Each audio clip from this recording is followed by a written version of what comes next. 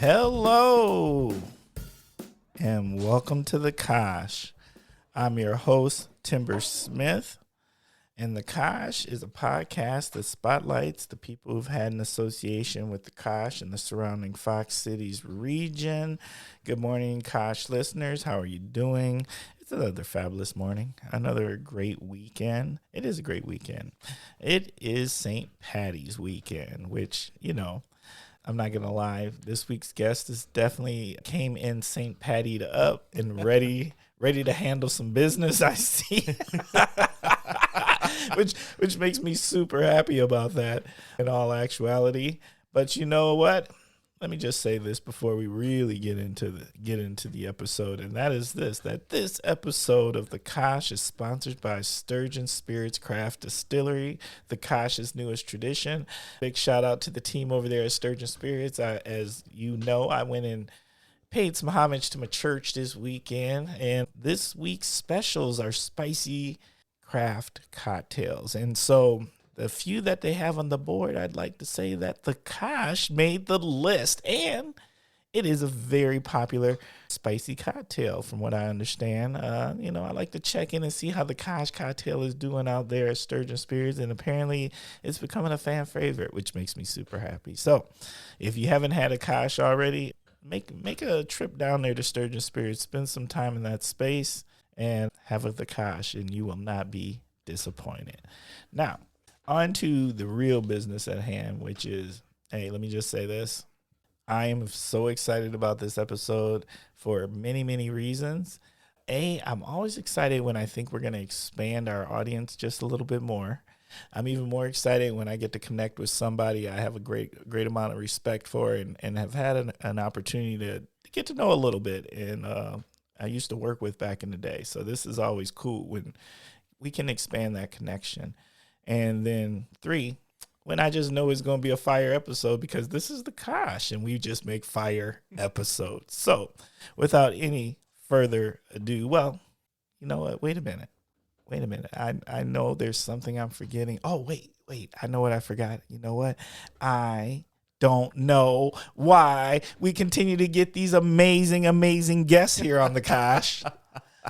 And this week is no different. So now, without any further ado,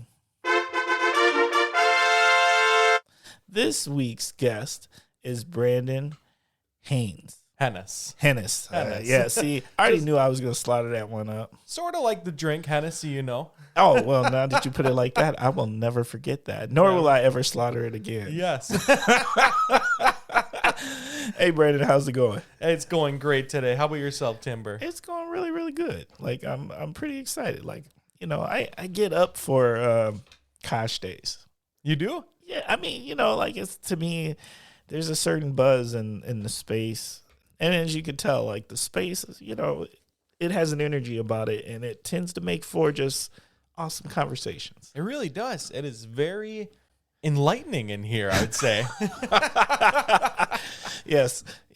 Kosh listeners, what he's referring to is there is a lot of LED lights that's sitting around here in the Kosh studio, and but it sets a tone. And that tone is this: fire episodes. That's right. That is right. All right, Brandon, you ready to jump in? Oh, I'm ready whenever you are. Okay, Brandon, can you please share a little something about yourself and your connection to the Kosh and the surrounding Fox Cities area? Absolutely. So, my beginning connection with the Kosh begins with my wife. My wife went back when she was my girlfriend. We met up in Wausau, Wisconsin. So, not around the Kosh area, but we're up there. I was working at a public accounting firm. She was working over in Eau Claire through a program called AmeriCorps. Oh, okay. We began connecting with each other via online.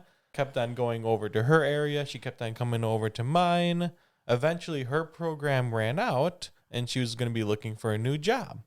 She was originally born and raised over in North Fond du Lac, so she wanted to get back over to the east side, closer to family, closer to the lifestyle over here. Is just really something that the area really sparked an interest into her. So She ended up finding a position in Appleton, and which made me think of, Well, I got to get a new position too, or I got to transfer. I was working for a public accounting firm, CLA. I was a governmental auditor at that time. So there's the typical tax individuals who have a busy season of December through May, the busy tax time that's going on right now. You probably went and got your taxes done already. Oh, no, but I'm going to do them after this episode. I do my own. Hey, there you go. I'm proud of you for that. Oh, yeah. Oh, yeah. Well, as an auditor, your busy season is extended a little bit more. So you have the busy time right away of December through May for city audits, county audits, municipal governmental audits. And then starting after that, you go into school districts. School districts have a fiscal year end. So you're busy throughout the whole summer. You're getting into fall. And then after the fall time, you're ramping up to go back to the counties and stuff right away. So continual 60-hour-a-week works. Great work style. It made me who I am today, and the work ethic and the values I have. It gets draining after a while, though, as you could probably imagine. Oh yeah, I got to see the auditors in action. So where I work at, auditors are in a conference room next to my office, and they just grind. They do. I never see their heads lift up from the laptop. Like, they're just grinding. They're just going. I'm not even sure they eat. Bruh. I'm so serious. Like, they just look like such a serious bunch. And here's the thing. I never knew they were the auditors because my office is kind of part of finance, even though I'm not part of finance. It's just kind of where I'm located. And I didn't know they were the auditors. But once I found out, it all made sense to me. All does. Yeah. Never see them. They never come out of their shell. They're just there grinding away. They grind away, right? So I saw it as an opportunity to expand past the auditing world. And when I was looking for jobs around the area, UW Oshkosh came up where you and I had originally met. Yes. So I was a grants accountant there, which slowly but surely turned into accounting everything there. Yes. Which, again, was a very busy time as well. I started there December of 2019, and I think everyone here knows what happens shortly after that. Pandemic. I thought you were there before that. I was there right before the pandemic. Okay. So you get into the office, you get into a new job, a job that no one was in for 7 months beforehand. Right. So there's a lot of catch up, and then you get sent home. Oh. So very rough time for me. Very, what's going on within here world. I am much more of a person, as you probably already know, Timber, of getting out there, the extrovert, wanting to get and talk to the people, associate myself, and then I get sent home. So I'm learning everything from home instead. I'm attempting to get out as much as possible into my new world, the new Oshkosh area, listening and understanding to my local leaders, just the entire university campus, etc., while managing the pandemic at the same time.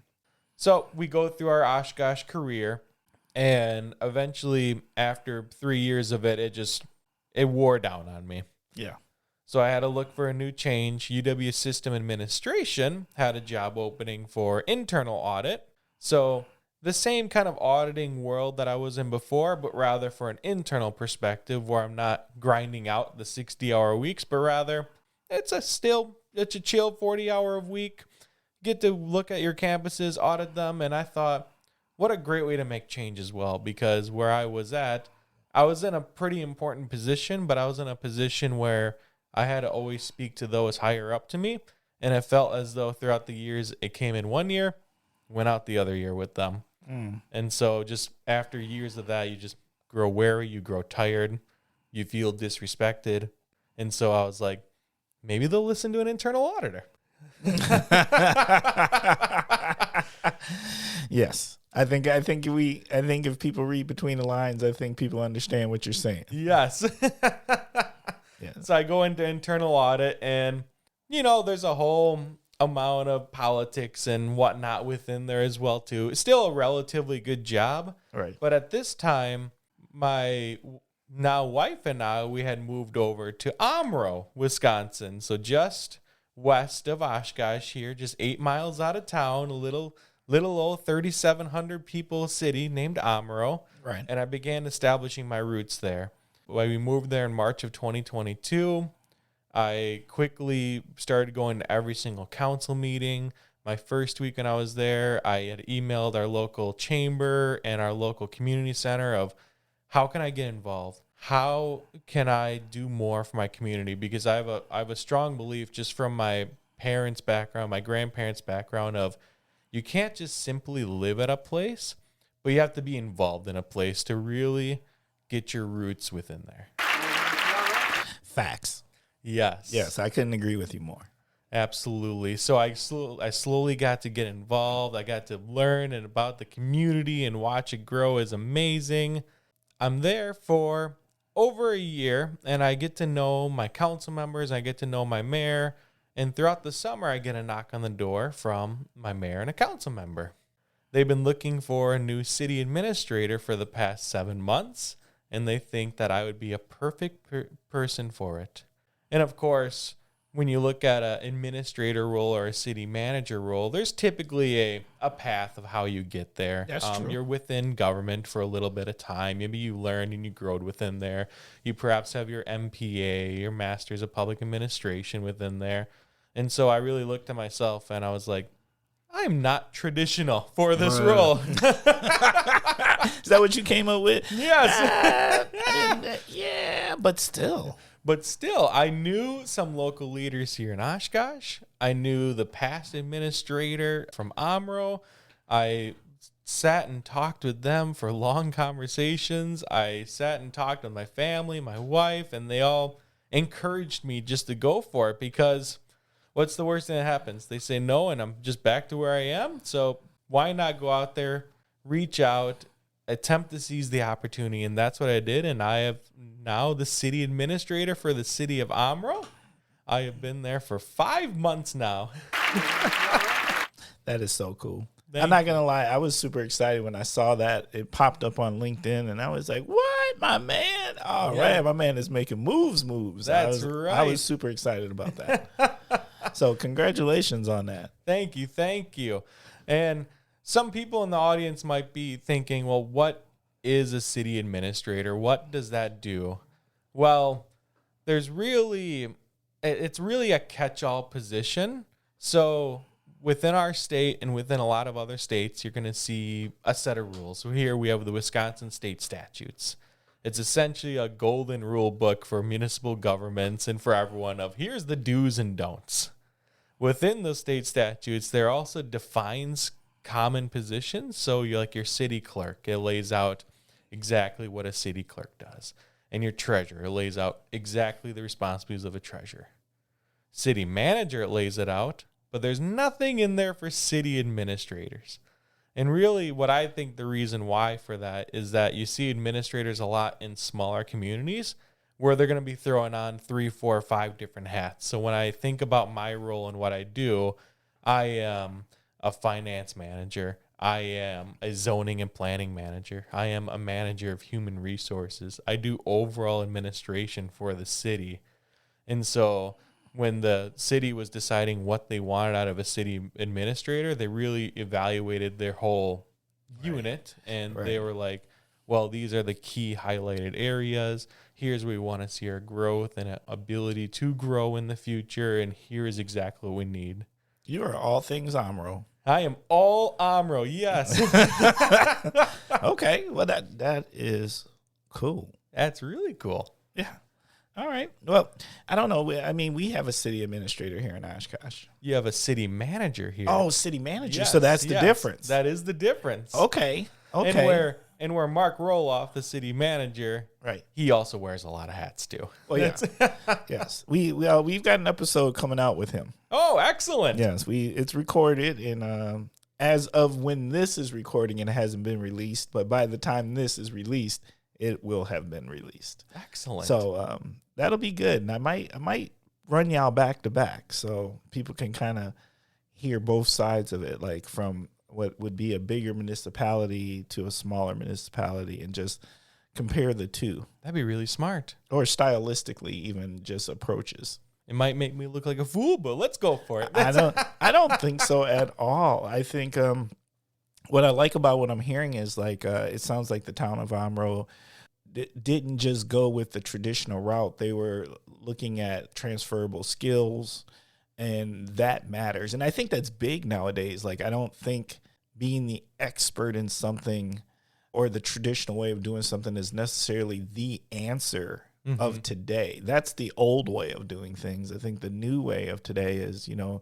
really need to bring in people with a plethora of skills and transferable skills so that you can have new eyes and new ways to look at things and new ways to do things. Yes, I could not agree more. I was just recently at a lunch through our WCMA, which is Wisconsin City Managers Association. Our region got together for a lunch, and we had a recruiting professional there that just talked about recruiting trends of the administrators, managers, department head levels. And they talked about from back in 2021, and they had some positions open. The applicant pool was 30, 35. In 2022, same kind of positions open. It cuts in half, 16, 17. Yes. In 2023, they had a position open, 6 applicants. Yeah. I've heard that period, like about a lot of professions along these lines, like that. What the application pool is, it's either cut to a half or a third. Yes, and so I think when municipalities need to get someone, they got to think of those non-traditional routes, and perhaps I had a bit of imposter syndrome when I first came in of, oh, I'm not the typical government person, or I didn't come from a traditional route. But I've really just honed on the skills and what I've learned throughout my entire career. And I've realized I do have the stuff for this. I rock. Bruh. Yes. Okay. Well, since I've had an opportunity to meet maybe a member of your team or two, I feel like they believe in you. Yes, they do. Thank you. No ifs, ands, or buts. Like, they're riding with you, and that's huge. Like, that's half the battle, right? It's all the battle right there. My sole purpose for these first 5 months have just been listening. Oh, that's the smartest thing ever.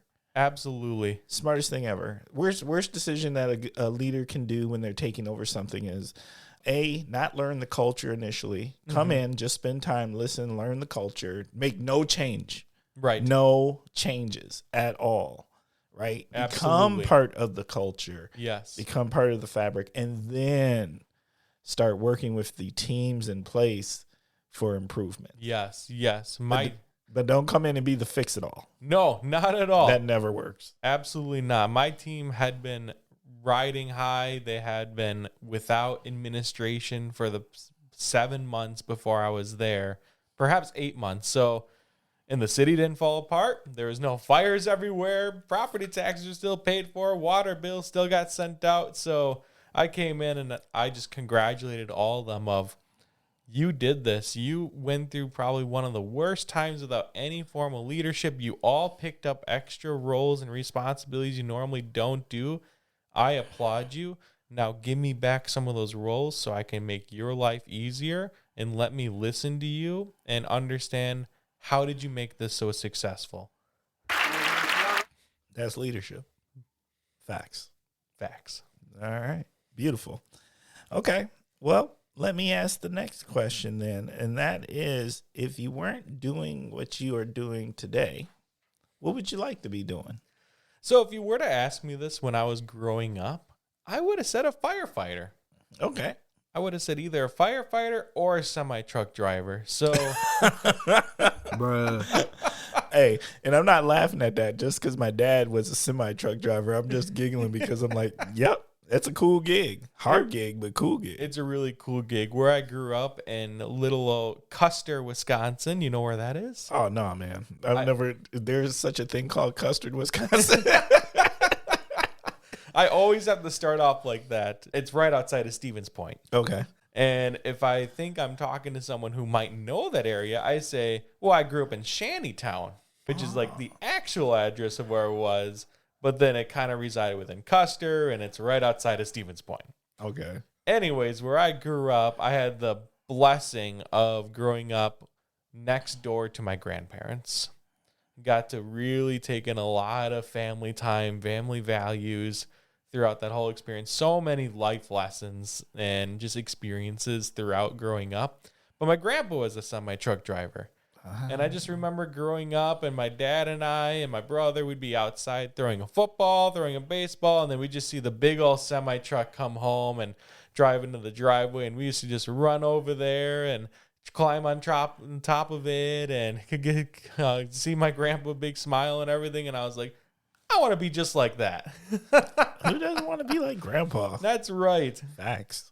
All right. Nope, that makes sense to me. But now that I've grown up a little bit, I've really enjoyed outside and nature, and I have seen just so much of nature so far. And I just encourage everyone to get out, explore the beauty of Wisconsin, explore the beauty of the U.S., of our planet, etc. And now that I've done it a bit, if I could just do whatever I want and get unlimited money and have no problems at all or anything, I'd say a national park ranger. There you go. National park ranger. Okay. That's right. This is the year of trying to do something outside. I just feel like, look, let's not be silly out there, Oshkosh listeners. This winter is uncanny. Very uncanny. And the fact that it has been just unnormally warm, you got to get out there and enjoy this thing. You do. Like, I'm not messing around. I think I'm ready to just start barbecuing every day. I'm right there with you, man. Because we've been blessed with this. If you sitting in the house looking outside talking about, wow, it's really nice out there, then you doing the wrong thing. Get out there and do something with that nice. Just do something. Facts. It is. Yeah, man, I'm with you on that one. Park ranger. Okay, that's cool. It's really cool. You think of it as a gig. I ever see Parks and Rec? Yes. Oh yeah. Well, who doesn't like nopes? Right? And so I just think of Ron Swanson at the end of him just, I get to be out in my canoe and I get to paddle on a boat in a national park and watch and preserve the landscape within here. Now I know in reality there's probably a little bit more to that than it is, but you still get to be outside, you get to enjoy the nature, you get to preserve your park. I think it'd be a really cool gig. Oh yeah. I think I might know a ranger or two. Ooh. And they seem to like it. It doesn't seem like a bag. I've never seen an angry park ranger. There's got to be something to it. There's got to be. All right, I'll take that. Okay. Well, you ready to jump into the first segment? Yes, I sure am. The first segment is what in the world is going on with. That's where you start with the phrase, what in the world, and then you tell us what's on your mind. So, Brandon, what's on your mind? Yes. So what in the world is going on with the lack of patience or patience just dying in the world? Bruh. Ooh. Let's talk about it. Yes. So I recently had an incident at Quick Trip, local favorite gas station of mine. Well, that's everybody in Wisconsin's favorite gas station. And I'm going in and I like to observe people. I like to just kind of look around, take the sights in. I'm never really in a rush whenever I go to Quick Trip or Walmart or Aldi or anywhere. I'm one that I like to just go down every single aisle, just kind of take a look what's around and maybe see what I get. But this gentleman walked in and he clearly was on a mission. He was one of, boom, I got to get to my place and pick up exactly what I need, and boom, I need to get to the front of the counter and just pay for it and get out of here.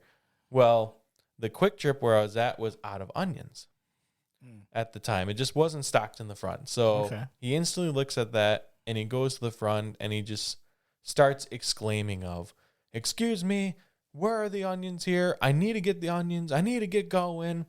And the nice person that was working was just stating, we'll get someone in the back. Terribly sorry. We haven't just stocked up yet. Need to grab the produce. We need to stock up this and whatnot. Well, I need them now. Get up here. This is unreasonable of you guys to being out of this stuff, etc. And I'm sitting here like, What do you need to cook so bad that you need an onion for, and you need to yell at these nice people? Like, right. And Quick Trip, I mean, you don't yell in Quick Trip. It's Quick Trip. It's Quick Trip. It's got a culture of calm, right? And nice. Exactly. So that now this person's going out of their way to run to the back, get this pallet of onions real quick, run it forward, rip it open, get them an onion, and the nice people at Quick Trip was like, just take the onion too. We don't need to charge you for it. Like, and then the person's like, well, you betcha. I would expect that. I'm just here thinking like, that would have been like 60 cents or whatever. Like, come on, man. Like,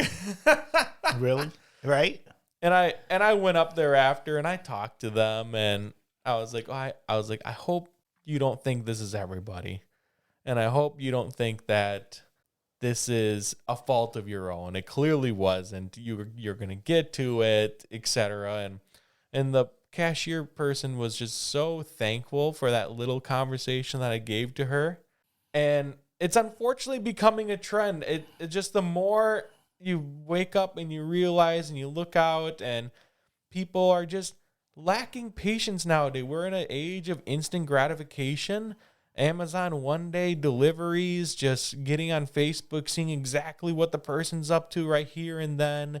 If somebody went on a trip, oh, they should post the pictures right away. We should do it. We're not living in the moment anymore. And I think it is just something where we need to start living in the moment more. We need to start having patience with each other. Right. Well, we should have never lost it. We never should have lost it. Right. And I get what you're saying, and I don't know what that's about, but I get where you're coming from with that. And everything just seems so dramatically urgent, even when it's not. It's unbelievable. You know, and it's like, really? That onion thing, that probably wasn't, unless I don't know what was so life and death about the onion, but whatever it is, I'm sure it wasn't life or death. I'm sure it was not. And one thing that my wife will always say is that one thing she just loves about me is just how kind I can be to our waiters, waitresses, clerks, everyone. And like we just recently go out to a restaurant and we're sitting there and the waiter finally comes over to us and he's like, oh, I'm terribly sorry. And I'm like, you take your time. There is no rush for us. We are here to enjoy our company. So I feel as though the longer we sit here and we chat and we enjoy each other, the better. And why should you have to run around to try to get my water? Like, it's going to get to it eventually. Right. I don't worry about it. You know what I mean? Like, I do the exact same thing. And I feel that. And partially is because I've been them. Like, I've done all the jobs. I've been fast food. I've been retail. I've been a server. I've been like a busser. I've done all the jobs, right? Yes. And so like I'm very conscious of that, and I know like that you get enough triggering things, like it's nice when you get the nice ones. It's really because nice. it's what keeps you going. It really does. It gets you to the next table. It gets you to the next customers. Yes. It gets you to the next hour. And so I always want to be somebody that's transferring good energy Absolutely. forward, because none of it is just not that serious. There's nothing for me to get that angry about. There's nothing at all. Drives my wife crazy sometimes, but sometimes she's like, you don't ever get, I'm trying not, My wife is the exact same way. She says I'm so weird because I never get stressed. I never get anxious. I never really get upset or anything at all. And I'm just like, there's no need for it. Not usually. There is so much more positive and optimism in our world and how we currently are. We need to take time to be even just more thankful for the things that we take for granted, like fresh water. Oh, I'm exactly like that. Like, I am all about the gratitudes of, we have food and we don't have to go and hunt for it or anything like that. And we have heat and shelter. And like, I say this to my wife all the time, the basics. We have the basics, and the basics are good. Like, we do. I can flick a switch and we have power. Yes. If we're warm, I can create heat. And if If it's hot, I can create cool. You know, just these amazing basics that like sometimes us as first world countries, I really think we lose sight of how luxurious we have it. We really do. And when we find people honing in of, it's going to take 2 days for my Amazon package to get here, and that's just nuts to me. Yeah. That's just any of that stuff, and it's just like, nah, none of it's just that serious. nothing at all. Yeah. Well, I like that one a lot. Okay. What in the world is going on with is, what in the world is going on with, now I've got 3 that I've got written down, and I'm trying to choose right now which one I'm going to go, but the one I'm going to go with is being stood up. Oh my goodness. All right. Now, this is the opposite of what we were just talking about, where do I have things that trigger me and actually drive me a little crazy and annoy me, and the one is this, being stood up. Yes. And I don't mind late. If we make a meeting or make an appointment and you're late, let's say you're like up to 15 minutes, I'm good. Like, I'm not even stressing about it. I don't need all those apologies. It happens. And usually I'm just chilling. So it's just my own personal mind time. Like, to me, it's kind of a gift of time to myself. Yes, it is. So I don't even mind, right? But when I've scheduled something and, like, you know, I run a tight schedule, and then, like, that person doesn't follow through all the way without contact. Right. Now, the other thing I don't mind is I don't mind the short cancellation. So if you literally call me 1 minute before we're supposed to meet and you're like, oh, I can't meet, cool. That's the gift of time. Yes, it is. And I don't mind that one at all. But if I've blocked out time and I'm holding from doing other things I could be doing because this was supposed to be your time, and then I just never hear from you, that drives me crazy. And the reason it drives me so crazy is this. The most important thing that a person can give you is their time. You are so right on that. I could give you money, but I can make more money. So that's not the most important thing. I could give you a lot of other things, but time is the one resource. You can't make more of it. You don't know how much of it you have, and when it's gone, it's gone. So it literally is the most caring, nurturing resource you can give to somebody. And when people waste my time, that is like my, ooh, that's the one that, like, you're better off taking $20 from me. Right? Didn't waste my time, right? And I mean by a stand-up. So I mean, like, and so I had that happen this week. I feel you there. I honestly had that happen to me about 2 months ago. Yeah. So one of our businesses in town, and I don't want to name too many names on this, but they're going through a renovation, and one of their contractors had contacted me saying, oh, my wife and I are interested in the place even further. We want to talk about some ideas that you have with it. How can the city help us with this? And being a public servant, I'm like, absolutely, let's make the time. Let's get something on the schedule for you. I'm going to make sure I am available to help you, even though I, as a city, cannot just provide you $500,000 of funds for your business. Bruh. I'm going to get you in contact with the thing. So I had talking to, like, our SBDC at UWO and Go EDC for, like, I did a lot of stuff on the back end to ensure, like, I was ready for them. Right. And that the city could help them with it. Right. Well, meeting comes, and I'm just sitting there, and I'm just waiting in my office. Have a big smile on my face of, oh, I'm really excited to see this guy. And 10 minutes go away, and I'm like, okay, like, yeah, this guy's going to come. All right. And 15 minutes come, and I'm like, oh, you know what? I'll check with the guy. And I try calling and get no answer or anything. And, of course, I have a mindset, too, of, well, what if something happened? Yes, I do that, too. What if something happened? What if something happened? So I'm not instantly turned to rage, but I'm just like, okay, like, you know, like a little communication would have been nice of, oh, hey, I'm running late.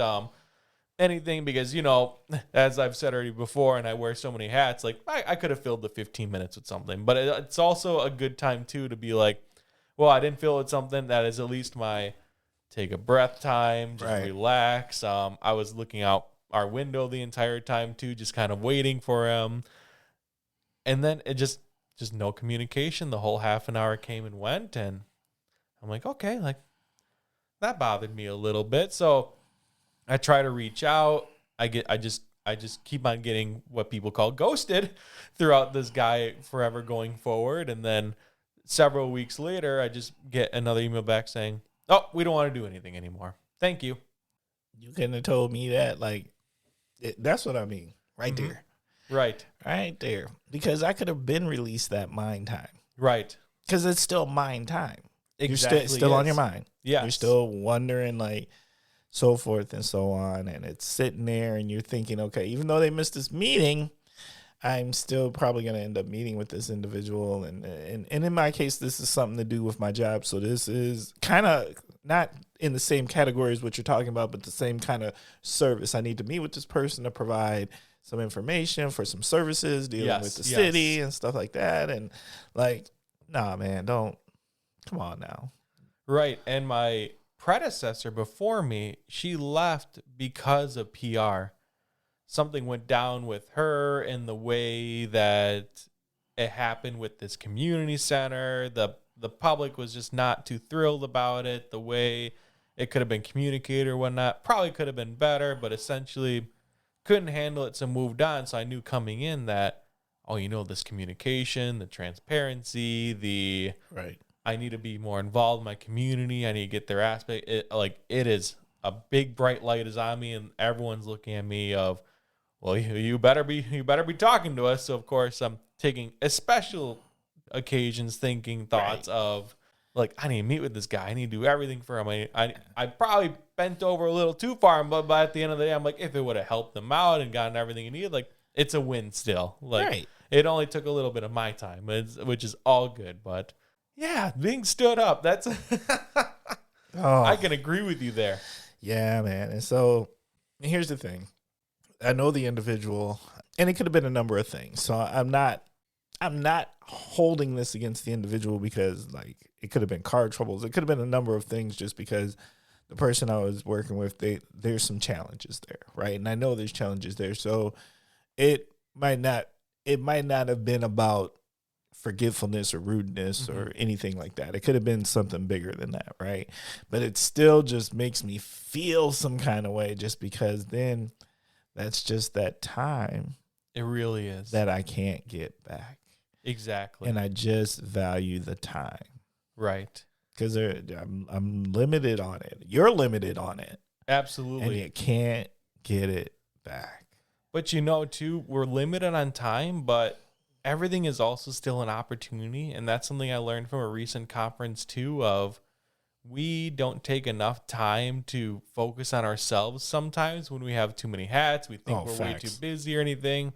So when I was sitting there and waiting for that person, like I did took the time to look outside, enjoy what we're doing, take my face away from the screen, got up, did some stretches or whatnot. And at the end of the day, like if I were to look back and reflect on it, it was a little bit of me time instead. I took care of myself in those moments when I should have been taking care of someone else in theory. Well, I'm going to tell you the only reason that it also kind of just rubbed me a little differently and extra was because this time was during lunch. Oh! And so I wasn't eating lunch. Yes. And so after, I gave it 30 minutes or so, and then I was like, look, I'm hungry. I'm finna go eat. Mm-hmm. And if they pop up, they're just going to have to deal with the mayonnaise in my mustache or whatever. I'm eating this sandwich. Mm-hmm. Yeah, because I was starving. And maybe that was part of it, too. I was probably a little hangry. Perhaps. But, so at the end of the day, that's the other one. Like, don't mess up eating periods. Yes. Like, that's the one. Like, if I'm giving up lunch to meet, we got to meet. Because I could have been eating tacos or something. And then, That's right. And that is more huge than you think it really is. Because I think we're in a day and age, and I'm guilty of this, too, of just working through lunch. I'm going to snack and graze throughout the day. And I mean, that reflects more than lunch. People don't take vacations because they think that they have to, or they don't take their personal holidays. And that, man, you reading my diary? I'm guilty of it too. I've been in my position for 5 months and I've banked almost 40 hours of comp time already. Yeah. And that's because just the extra meetings and whatnot I'm supposed to do. So like I took last Friday off. There you go. I just took 8 hours. Of course I had stuff to do, but I'm like, you know what? I'm focusing on myself. I'm going to take some time. I went out near Glenbush and I got a bike rack because my wife and I were looking at bike racks. So I was like, okay. And I spent some time with my father-in-law. We got some breakfast and lunch. So it was fantastic. That's smart. That's super smart. Okay. Well, we got that knocked out. That was a fantastic segment.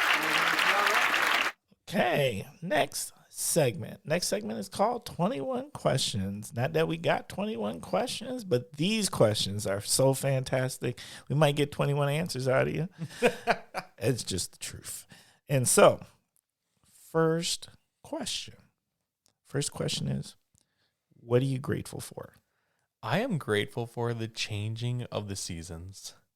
And like we've already mentioned before in the episode of this winter being very odd, very unusual. I had a snowplow twice. I shoveled a few times. But of course, as you know, winter, it's cold. It's windy. It gets below negative. So those typical activities you think you're going to be doing in the summer and spring, you just simply can't do in the winter. And my wife and I, like I've already said before, like we just love being outside. So I am so looking forward to the change of the seasons. I can get my bike back out. My wife and I have an ambitious goal this year of biking around Lake Winnebago in a day. Oh, okay. There's normally a race the lake that people do, and it's like a 97-mile race that's all around it. We ain't that ambitious.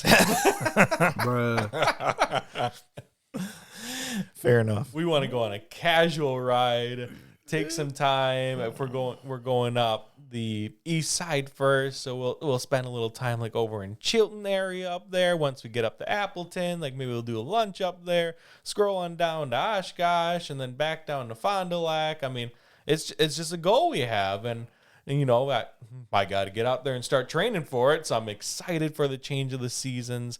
I really got my wife into gardening now. Oh.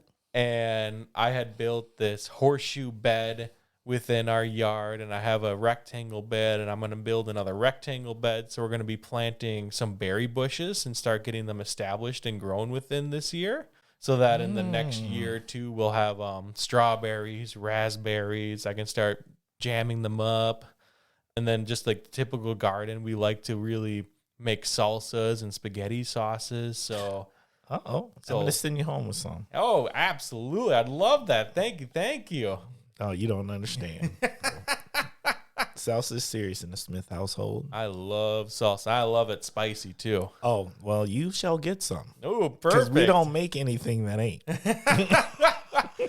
Well, I unfortunately have to because the wife is the opposite, which is completely fine. Everyone has their own taste buds and everything. But, of course, I have my one chili pepper, habanero pepper that I cook, and then the other ones are like poblano, green peppers for her. So we just love to garden. We like to take the time out there, pick some of the weeds, just tend to the gardens. And you know, you probably know this as much as I do, but something about just eating your own food that you have grown. Ooh, facts. So much better than anything you get from the store.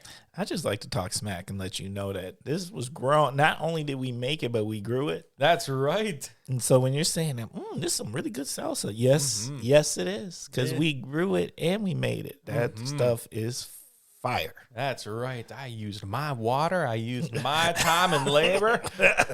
All of it. What motivates you? Helping people.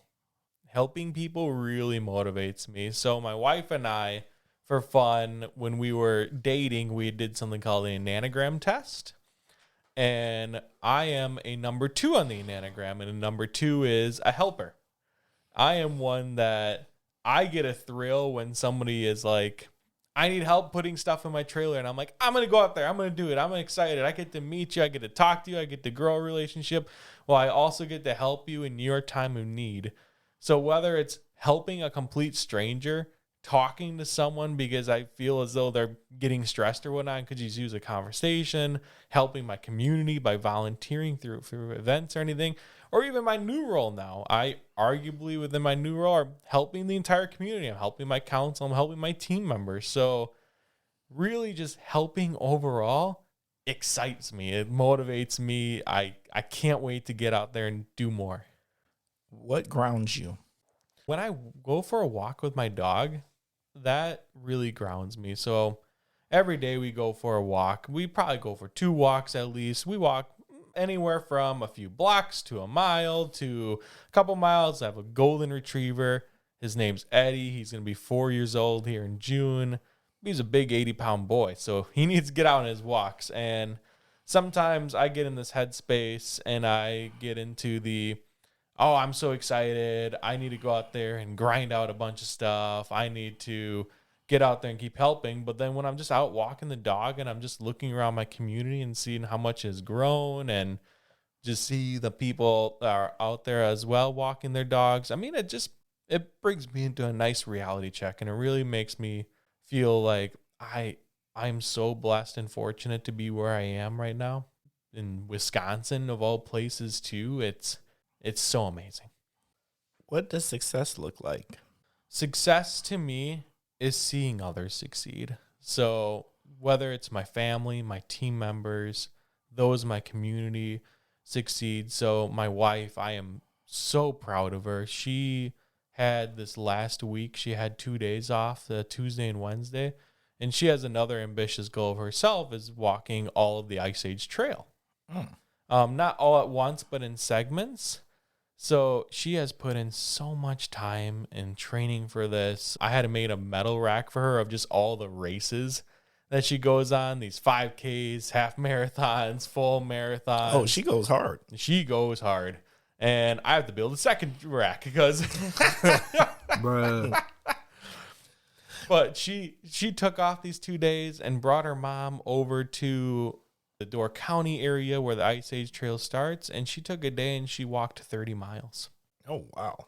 Of course, she gets a bunch of blisters on her feet or anything, but so incredibly proud of her for that. She had stated, not that I need the gratification or anything, but she's like, oh, the phone calls from you, the pictures of the dog, my mom being there. So all our family being so tight together, like, I find that being super successful. My team members all being tight and together with each other, and we have so much collaboration amongst each other, where if my front desk utility account clerk is out, any one of us can step in there and make sure that the next person that's up there is being helped and taken care of. I find that super successful as well. My businesses in the city of Omro just put on yesterday my first ever lucky coin grab event. Ooh, what's that?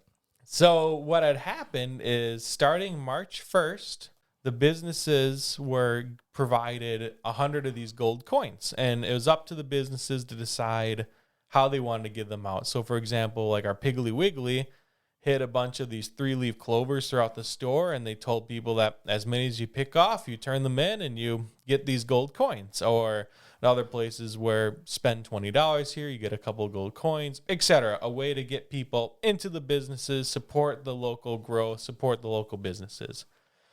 People take these gold coins and they turn them in for raffle baskets that were donated by some businesses, donated by local partners, donated by people, each one valued over $100 each.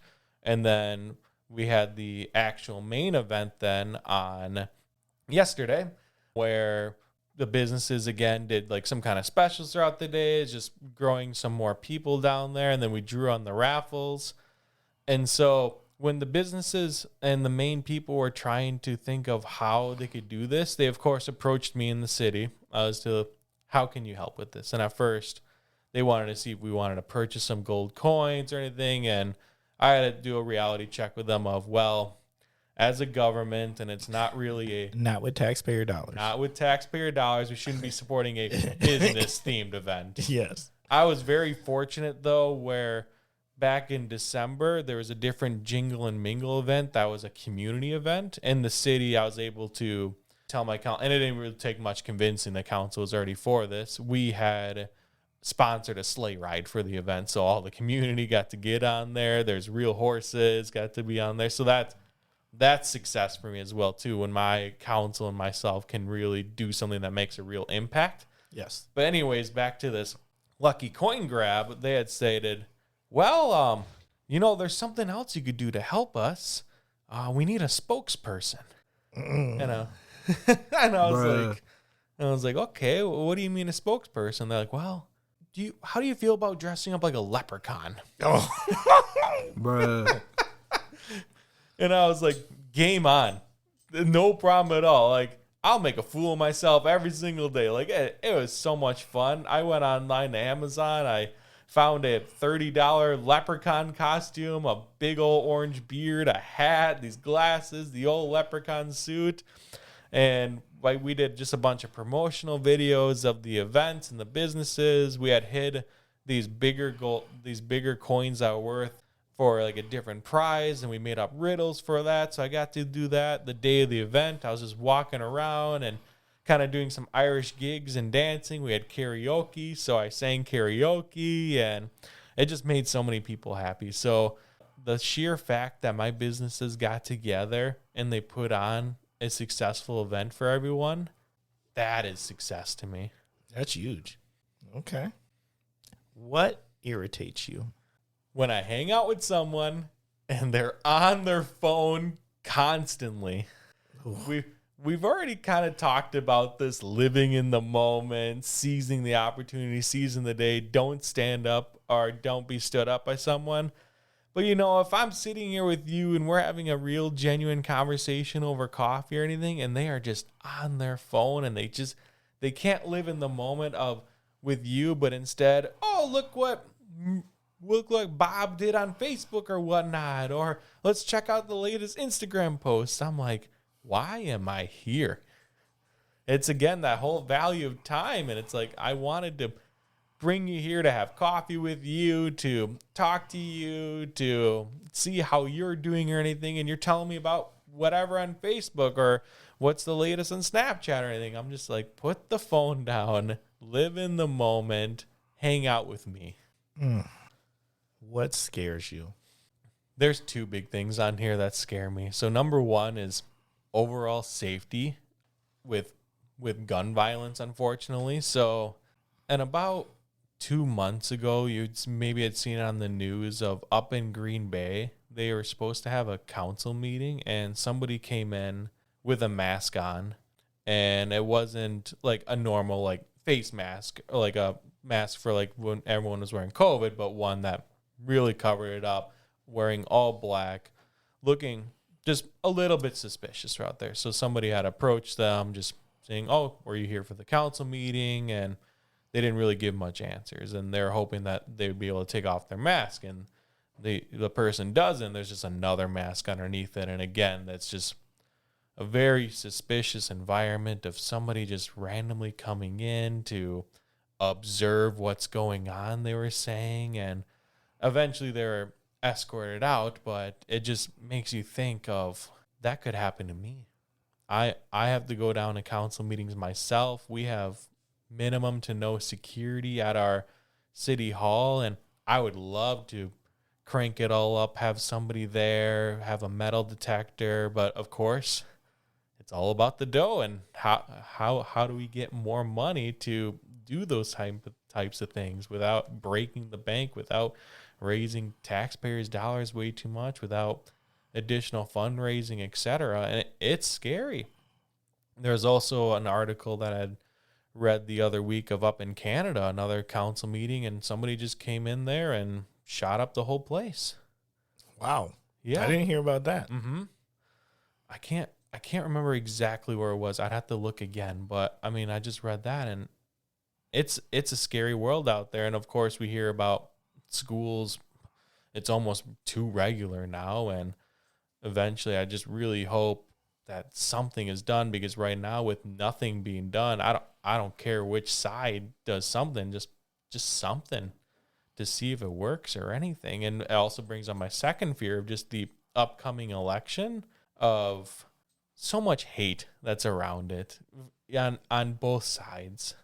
And you just see it on the TV of just like all the hate speeches and just putting down each other. And you see animosity within families. My family alone, I mean, we're split up on different issues or anything. And it just draws out these long, heated arguments. And you see my wife and I sitting in the back and we're like, we don't want to be part of this. Like, why can't we have Thanksgiving dinner? Yeah. Why can't we just eat? Exactly. So, and just seeing it coming up again, and it's just another one of those years where it's starting.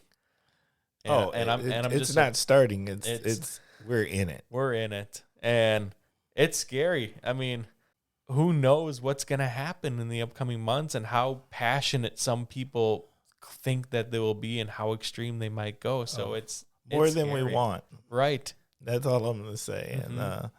And, yes, I'm with you on that. I think I've been telling people because, my job is a little bit on that spectrum of people have lots of feelings and opinions about it. And I'm just telling people this is the year to hold frame. And holding frame doesn't mean you're taking steps backward. It just means like, let's not necessarily push anything forward that's going to trigger people that are going to feel whatever kind of way. Right. Let's just hold frame, get past the election. Because I really do think that's the thing, right? That's creating its own energy. I think so too. And so let's get past that. And then will there be some energy behind it? Sure. But it's not the same. It's not. It's not the same as when people are trying to grasp whatever they're grasping for who wins the election. Let's get past that. And then let's get back to I don't want to say status quo, but let's get back to normal. Absolutely. But this ain't the year. It ain't. No, it's, Yeah. It'll be interesting what comes. And I truly hope people keep their passion on hold. Yeah. I just want people to get back to respecting and difference, respecting difference. So my observation in some of this is the stuff that people get so worked out about isn't even stuff that are things that qualify as issues in your community. Right. So like you're getting really worked up on this thing at a national level, but it has no impact on your everyday and never has. Oh, precisely. So why exactly are you so just energetic about it? I was trying to find a nice neutral word, and that's going to be my neutral word. Energetic. Why are you so energetic about that when it doesn't affect you? It doesn't affect you every day. Never has. It's not in your community. It's not even in your state. Stop. And that's why I'm such a huge fan of local elections. And I know you've had some recent guests that were up for local candidacies and elections as well too, and hearing them talk. And we have a race coming up in Omro too for our local mayor, and I think it's exciting to see the people getting out and asking questions of our mayoral candidates of what do they want to see change, why do you want to see things going forward, etc., and being fired up about that because, as we all know too, local candidates run nonpartisan, so they're supposed to. They're supposed to, yes. Supposed. So they're really supposed to be in it just for the good, just for the community. Just for the community. Yes, and those are the ones you should be paying attention to. Yes, those are the ones where you should care and pay attention to because your local truly does affect your everyday. Every day. So, yeah, I would like to see a redistribution of focus and energy. I would love to see that too. How do we do that? I don't know. That I'm not for sure on that, but I just think it's that people aren't thinking about it realistically. Like that, the stuff that they truly feel so energetic about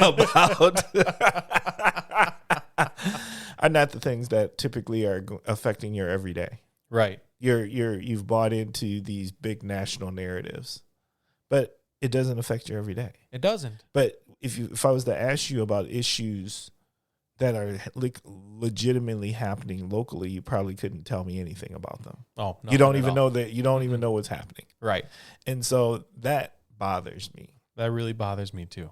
So I don't know. and I'll leave it at that. Right.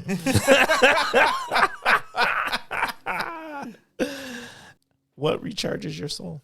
People recharge my soul. I am an extreme extrovert. I am one of constantly going out. I love meeting new people. I love chatting with people.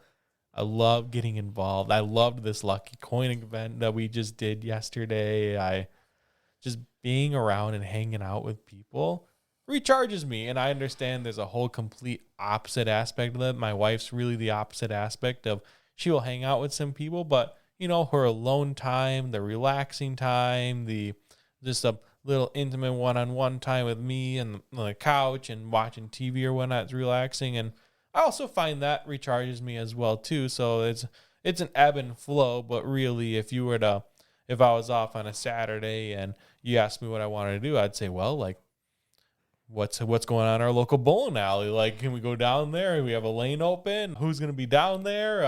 I'd love to get a lunch with someone over there, etc. So just being around others just really excites me. The fact that you are an extroverted auditor just makes me feel some kind of way. Oh, right?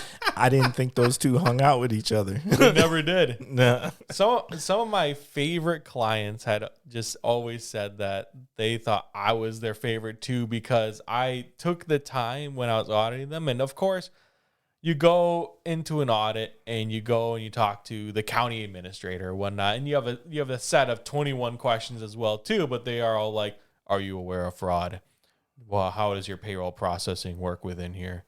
Can you tell me what your accounts payable are? Well, I like to intermix well, how is your wife doing?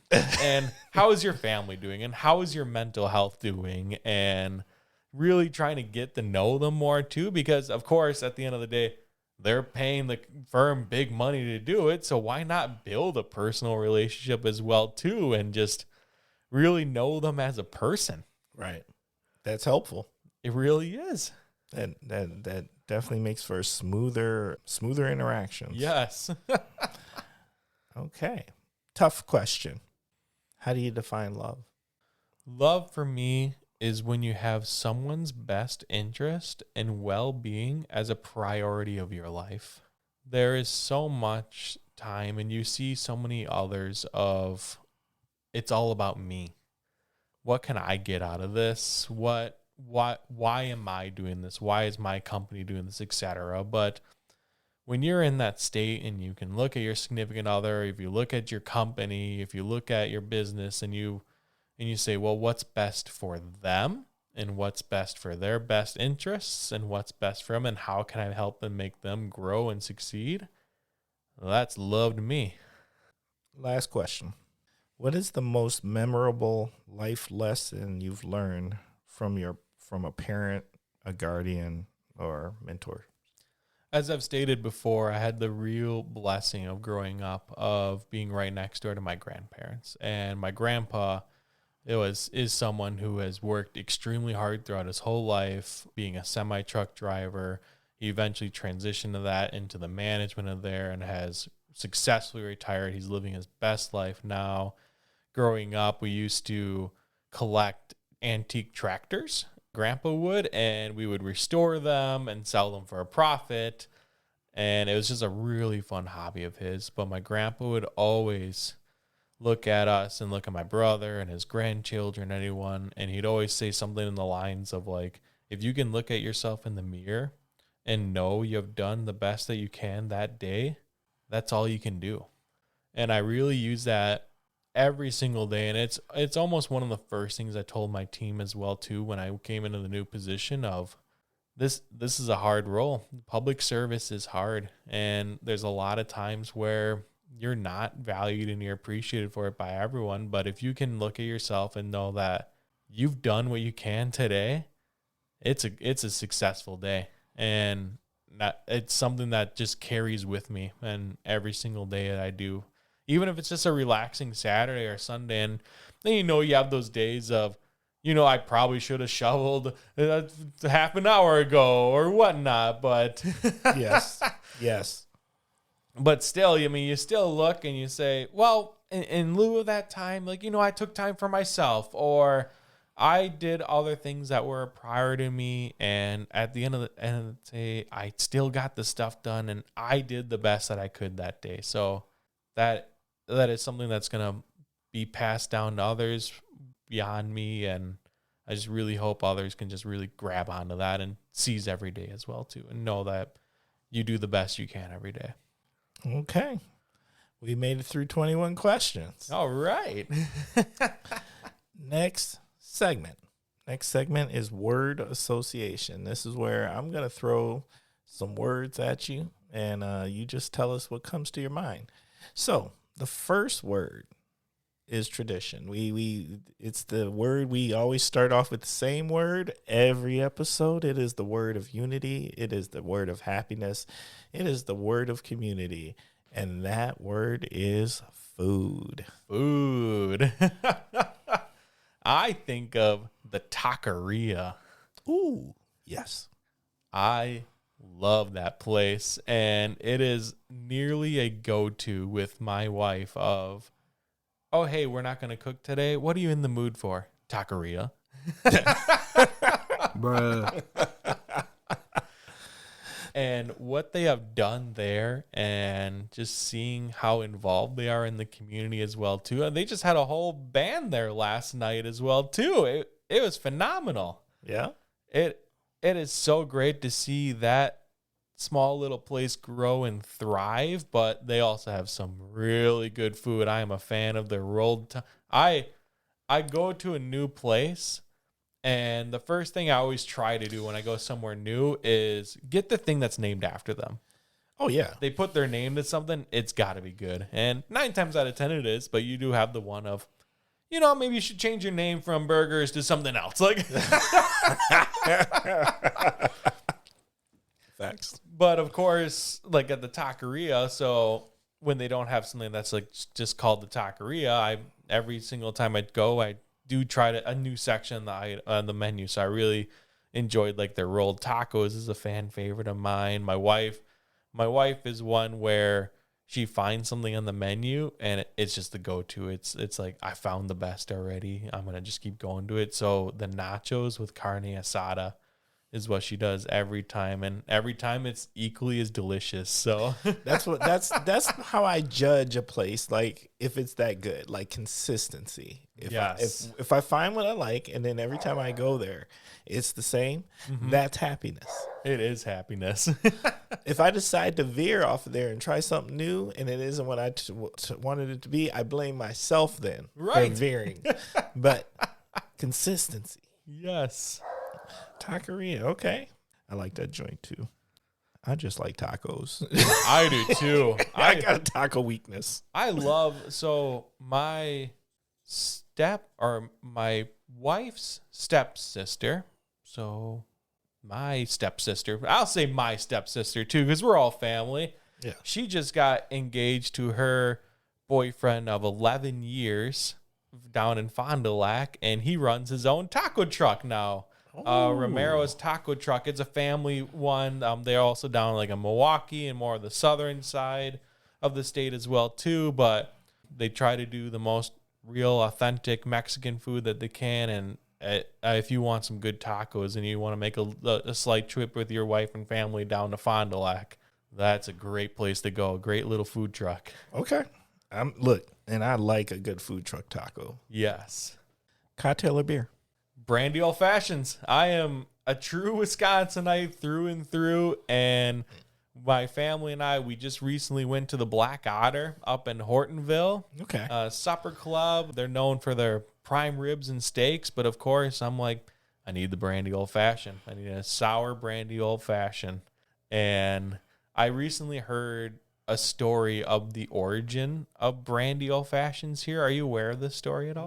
No, but I'm all about this. Yeah, and I don't know if it's 100% true or not, but I like to think it's true. So back in the days of trading of like local goods, Wisconsin used to have a lot more whiskey.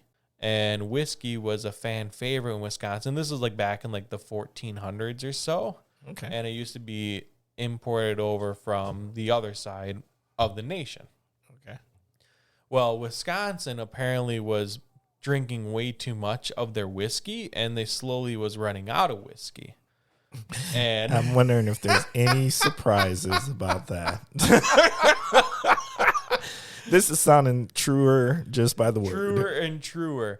And so, kind of like we have problems today with supply and demand, the demand for whiskey amongst everywhere was meaning that Wisconsin was not getting whiskey fast enough. So, up north, they were making brandy. So, as a substitute, they started importing brandy from there. And sure enough, they just were like, brandy and whiskey, what's the difference? Pour it in. And that's how brandy old-fashioned started here in Wisconsin, apparently. Now, is the story 100% true? I like to think it's true. I haven't done any fact checking on that, but it sounds very feasible. It does. Okay, that makes sense. That makes sense. Shop local. Nashville Pet Products. Nashville Pet Products is a local little pet store on 9th Street here in Oshkosh, across the street from the A&W little strip store there. Oh yeah. And people might be thinking, well, it's just another pet store. Like, what's the difference about this place? Like, why do I think of this as shop local? Well, when you get there and you pull in and you open up your car door, someone is by the door and they open up the door for you and they welcome you into the store right away. And they always make sure they're like, oh, what are you looking for? What do you need? And sometimes, most of the time people are like, oh, I'm just browsing. Thank you so much. But I've gone there a number of times now because, number one, it's just a small little local place. I like to support that. And number two, they are just so nice and so kind. And my wife thinks it's hilarious because they will carry all your products for you. And when you see a big, strong guy like me, and then they see a little girl instead carrying the big 35-pound of dog food, my wife gets a huge kick out of it. But it is something so unique and so special here of, their team takes the extra time of the day to load the car for you. Like you don't see that way too often anymore. And there's people that are probably in need for that could use the assistance carrying that dog food or whatnot. Absolutely. And I truly don't. And I always try to be like, oh, I can just do my, there's no problem. But they have a passion for it. And they're like, no, I want to do this for you. Let me take the second thing as well, too. And they have a fantastic program for dog and cat owners, too, of every 10th bag of food that you get, the 11th one is free. And, of course, as we all know, dog food and cat food is not free anymore. It's not cheap. It's not for the weak-hearted. It's not for the weak-hearted. So, again, that's something great that they do. And then one other fantastic thing that they do, too, is let's say your dog is starting to develop an allergy and you go to the vet and realize it's the chicken food that you've been giving them and you want to transition to seafood or beef or lamb instead. Well, let's say it's still not working out. Nashville Pet Product will take your food back and give you a refund, and then that food that's open, they donate it to the local Humane Society. Oh, now that is cool. That's really cool. Okay. I know my wife has gone there. I think she bought Bosco the Podcast Dog's winter coat from there and maybe a leash or two from there. Oh, very nice. I know some stuff is coming to this house through that particular store. But then again, this Bosco the Podcast Dog gets spoiled throughout all of the Kosh. Yes. Mark my words on that one. Concert. I think of the Oshkosh Area Community Band. So you may not know this about me, but I play a local instrument. What? Bruh. I didn't know that. Yes. So back in elementary school, you get to a point of, well, you have to either sing in a choir or you have to play a musical instrument. Yeah, I remember that. I think I'm fantastic at singing, but in reality is I could probably use some practice on singing. So I decided to, pick up a local instrument, do it. So I started playing the baritone. Okay. And a baritone is a smaller tuba, can also be referred to as a euphonium. And it's something that I just kind of naturally picked up with. I I didn't need much practice at all. It was very fun, exciting for me. And when I started going to school and high school and junior high, like I was excited for the hour of band practice. So it really started to turn into a passion for me. And actually, from high school to college, I actually had a partial scholarship for music. Oh, okay. And there was a little catch to it, though, of you had a minor in music as well. Ooh. At a minimum. And like most of the time when you get these scholarships, it's more of you're probably in the lines of, well, I'm going to major in this. I'm going to be a music teacher or a performer, etc. And at that time, I was going to college saying, I'm going to be an accountant. And so when I weighed my options and I'm doing my spreadsheets of, well, how much is this going to cost me? Actually, like I get this minor scholarship, but I have to take a minor in music. And I was like, oh, like the minor in music cost definitely outweighed the scholarship. So I unfortunately kind of put it to the side at that point and like kind of played on the side every now and then. But when I moved over in the area of the Kosh, I found a lack of music in my life again, and it's something that I really wanted to get back to. So I had found the local area, Oshkosh area community band. And it's a community band. They meet every Monday for rehearsal from 7 until 8:30. Anyone is welcomed into it. You don't need any experience at all. They accept novices to professionals. You do have to bring your own instrument unless of your percussion. But it's just a good group of people. We're about like 80 members or so, I want to say, at a high point. And we just get together on Mondays. We just play some music. We just had a concert last night as well, too, at the Alberta Kimball Auditorium here in Oshkosh. And it's fantastic. I am amongst the younger generation of there, though. So I kind of go there, and it's a crowd that has kind of fitted into themselves. But like in my section alone, like they have welcomed me with open arms, and they like to see how I'm doing and the updates that's within my life. And I get to go out and get to play the old instrument again. So it's an exciting time. Do they have someone that plays cowbell? Boy, I wish You didn't see that more. You didn't see that coming. I did not. Because I was thinking, well, if anyone can come and be part of it, what can I play? And Will Ferrell popped in my head, and I was like, well, who doesn't need more cowbell? Our percussion section is so nice, and there was a concert where one of the songs we're playing did require cowbell, and the person that was playing cowbell was just, like dink, dink, dink, nice and soft, and everyone was like, more cowbell! We need more of this! And even people in the audience are like, cowbell! And it's like, ding, ding. It really got passionate going into it. It's great. Oh, that is hilarious. Oh, streaming. My wife and I just recently got into Deal or No Deal Island. Oh. Brand new on Peacock, and they also on NBC, I think, is streamed live as well, too. And I was a little wary of it at first. I was like, well, you're making a game show and you're turning it into Survivor like that, but it's addicting. It's good. It's good. I've watched a couple episodes. It caught me because Boston Rob was on there. Yes, Boston Rob. That's what caught me as well too. And a couple of other, what I would say is probably reality stars from ABC-ish, NBC-ish other shows. Yes. So yeah, we decided to give it a try, and now we've made it into a little tradition of just like waiting for it to come on, and we get together and we have a little meal and we watch the new show. It's awesome. I was a little skeptical of like, well, how are they gonna make Deal or No Deal like into a reality show? But it's working well. It's addicting to me. So it's interesting, and adding the Survivor aspect to it does the strategy and the eliminations. Like, it's super interesting. It really is. All right, that's fair. Check Kosh listeners, you should check that one out. And my other one, game show that me and my wife found that we were hooked on, but it's finished, is The Floor.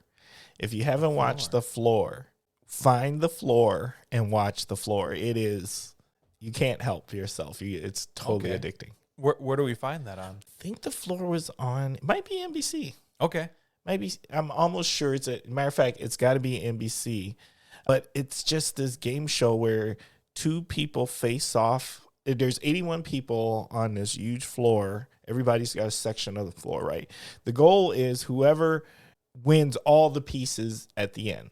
So, and there's categories. So each person is an expert in said category, and you challenge another person in their category. Okay. If you beat them, you get their part of the floor.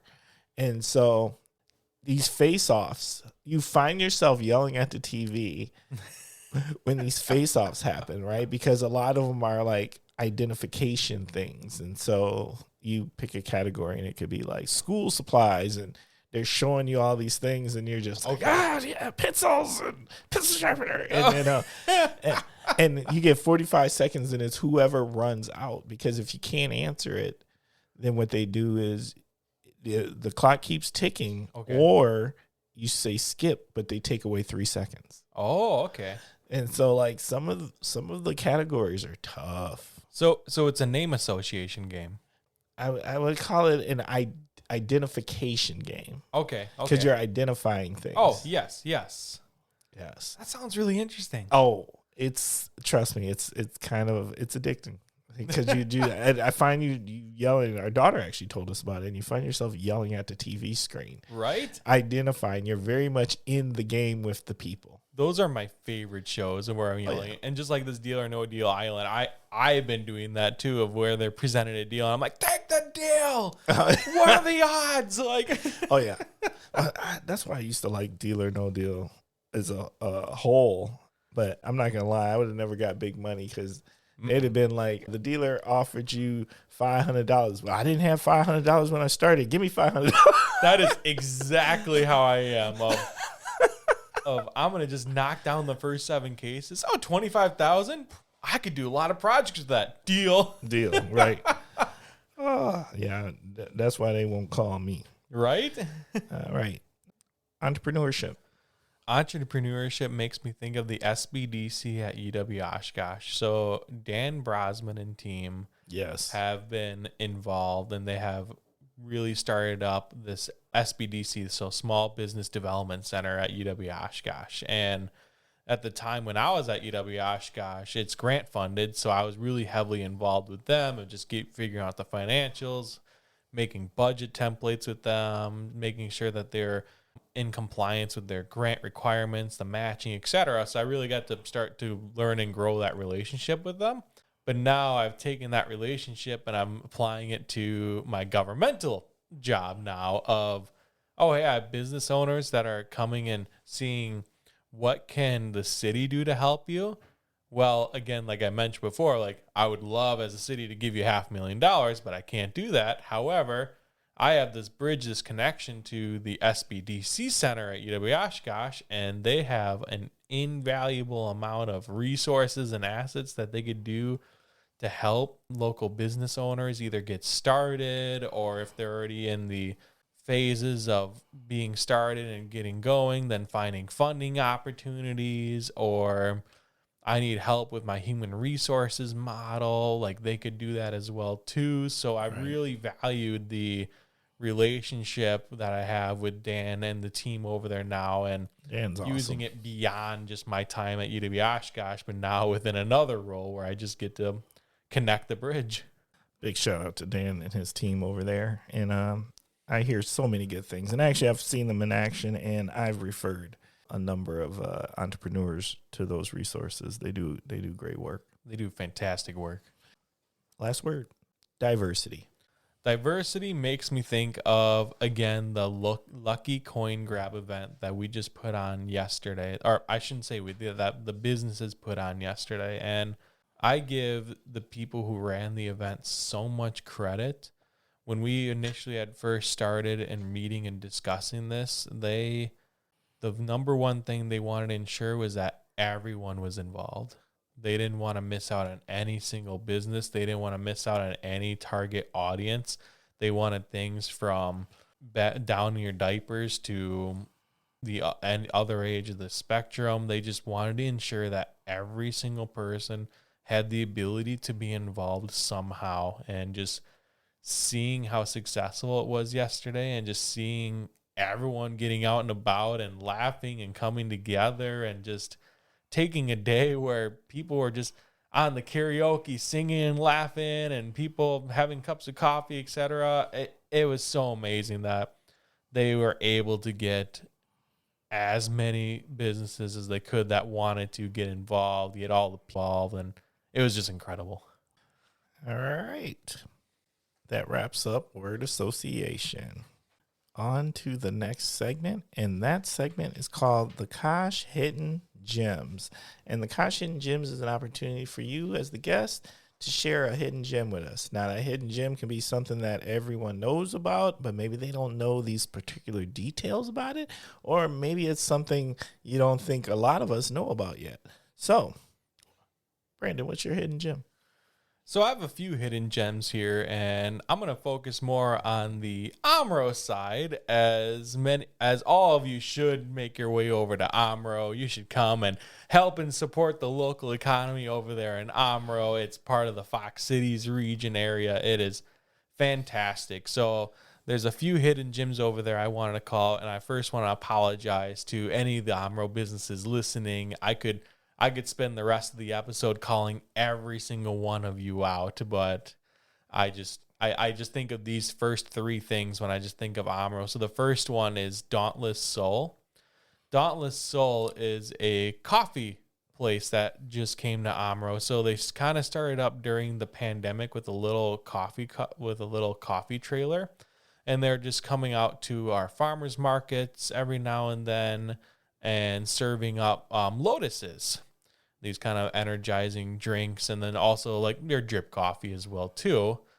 But the owner of Dauntless, her husband operates another local business in Omro, and they wanted to start having a regular place to show up. So then they started parking their trailer over by that business. It's an area waterproofing business. It's a little bit towards the outside of our city, but it's still a consistent place for somebody to show up. And it was fantastic that I was there, but the problem was like, it's not like an official business location. It's not like a courtyard or like a brick and mortar place at all. So another local business owner of ours, Bob McKay, who owns Mastercarts, owns two parcels across the street from him. One is a courtyard, and another one is a building where he was doing a lot of his cart repairs.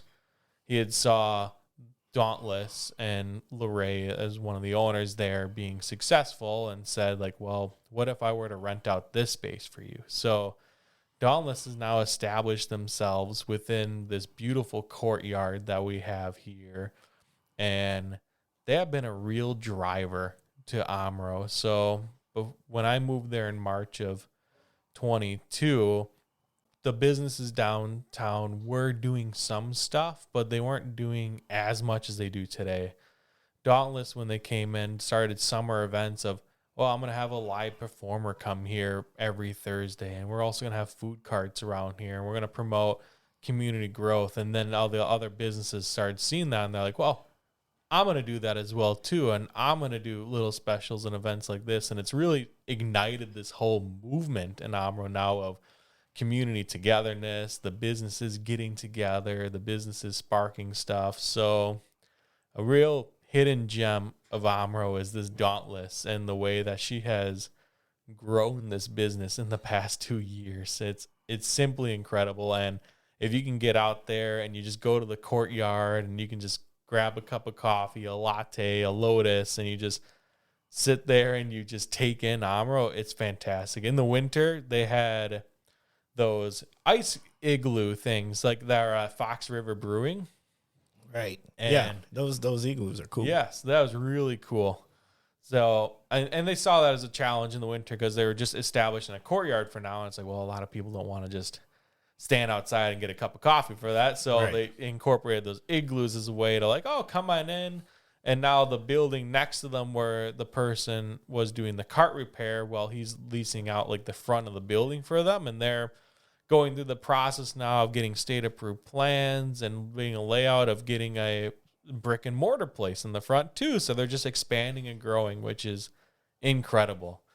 So that's definitely my first hidden gem in Omro.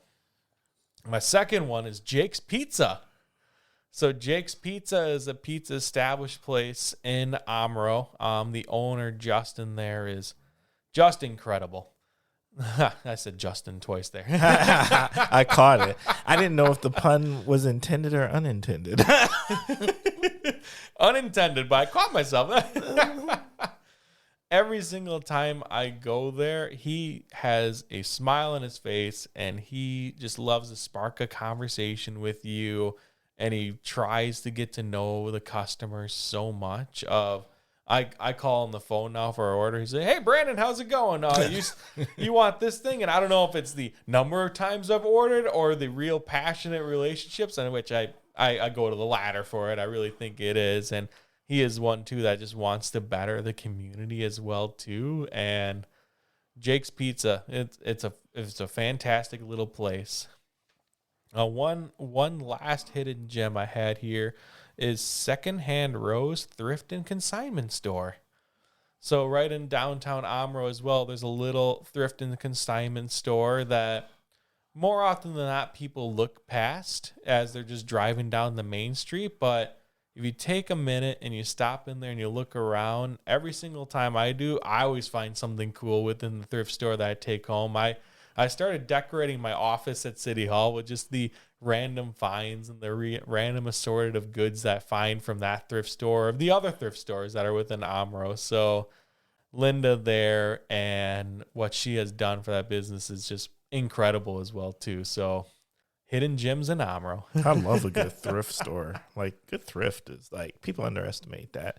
And rummage sales. Yes. Now, I like it when Omro has the citywide rummage sale. Yes. You used to go to that thing. That thing was quality. It was. That's a quality rummage sale. Does it still happen? It still does happen, yes. Okay. So we're looking at around the May time of that happening again. That's coming up fast. It is coming up. Well, you might see timber in Omro. Oh. Well, I'll take you out for a cup of coffee if you're out there. How does that sound? I'm going to take you up on that. That sounds like the perfect deal. Okay. Well, at this time, we're going to take a small commercial break. Did you know there are children in the Fox Valley in need of hearing aids, but their parents struggle to provide them because of lack of insurance or high copays? I am Juliette Sturkins, audiologist and board member of Here in the Fox Cities, and proud that this small local nonprofit organization has helped fund hearing aids for some 30 kids. Your donation would help more children hear. Visit hereinthefoxcities.org to learn more and to see their smiles. Every child deserves to hear. All right, we are back. And once again, I just want to take a quick moment and shout out my favorite church. That's right, Sturgeon Spirits Craft Distillery, the Oshkosh's newest tradition. I just want to shout out that team there and the yummy cocktails that are made. And let me just put this out there. If you really want to have the best time you can possibly have there is a place called Z. And the joint, it's like about a block away. And he makes sandwiches. And you got to have this bacon sandwich. This bacon, I'm trying to tell you. My man puts like a quarter pound of bacon on this sandwich. And there's this Chipotle ketchup. So it's an egg, and he does this egg perfect. Like, it's just slightly runny. Right? So when you bite in, there's a little yolk that spills into the quarter pound of bacon. Mixes in with this Chipotle ketchup. I'm trying to tell y'all don't even know what happiness is. This here. You get you a nice Oshkosh cocktail and a bacon sandwich, and all is right with the world. So what you're telling me is that we need to reminisce after this episode and go get a bacon sandwich and a kosh. I'm not gonna lie. I went yesterday, and that is what I do. Matter of fact, when they see me coming, and they already see the brown bag in my hand, which has my bacon sandwich. I'm good. They know how it's going on. And usually, if they see me really when I first hit the corner and open the door, my cocktail will start to get made because they know a kosh is about to get asked for. It's a wonderful place. Yes. Yes. Yeah, you got to love it. All right. Now we are on to what is my favorite segment of the kosh. The segment that deserves some type of introduction music, and we're going to work on that. We might work on that this weekend because it is worthy. But my favorite segment of the kosh is story time. It's the opportunity for our guests to share a story with the kosh listeners. That story can be about absolutely anything. All right, Brandon, what do you got? Let me tell you a story of one of the craziest things I've ever done. So back in 2018, I was still in the stages of, I need to impress my girlfriend at the time. I need to just continue to wow her, awesome her, and I want to put a ring on that one day. And like I mentioned before in the episode, she's a real go-getter with sports and running and exercise. And so some of her friends have gone on this excursion before of hiking the Grand Canyon. And they wanted to see if we wanted to come along as well. And at first I was like, well, absolutely. Like, what a fantastic experience to go in there. You know, you hike around, you take a look at the sights and the sounds. You say, oh, it's beautiful. And you really take in a place. And they were like, well, this isn't your traditional hike. This is a rim to rim of the Grand Canyon. So it is a 25-mile hike where you start on the south side and you hike down into the canyon, into where that river flows right through it. You cross the bridge, and then you hike up the north side. Oh, man. And I was like, okay, yeah, this sounds good. Like, you know, we're going to camp down on the bottom. We're going to take a day, you know, like rest and relax. And like, well, what if we did it in one day?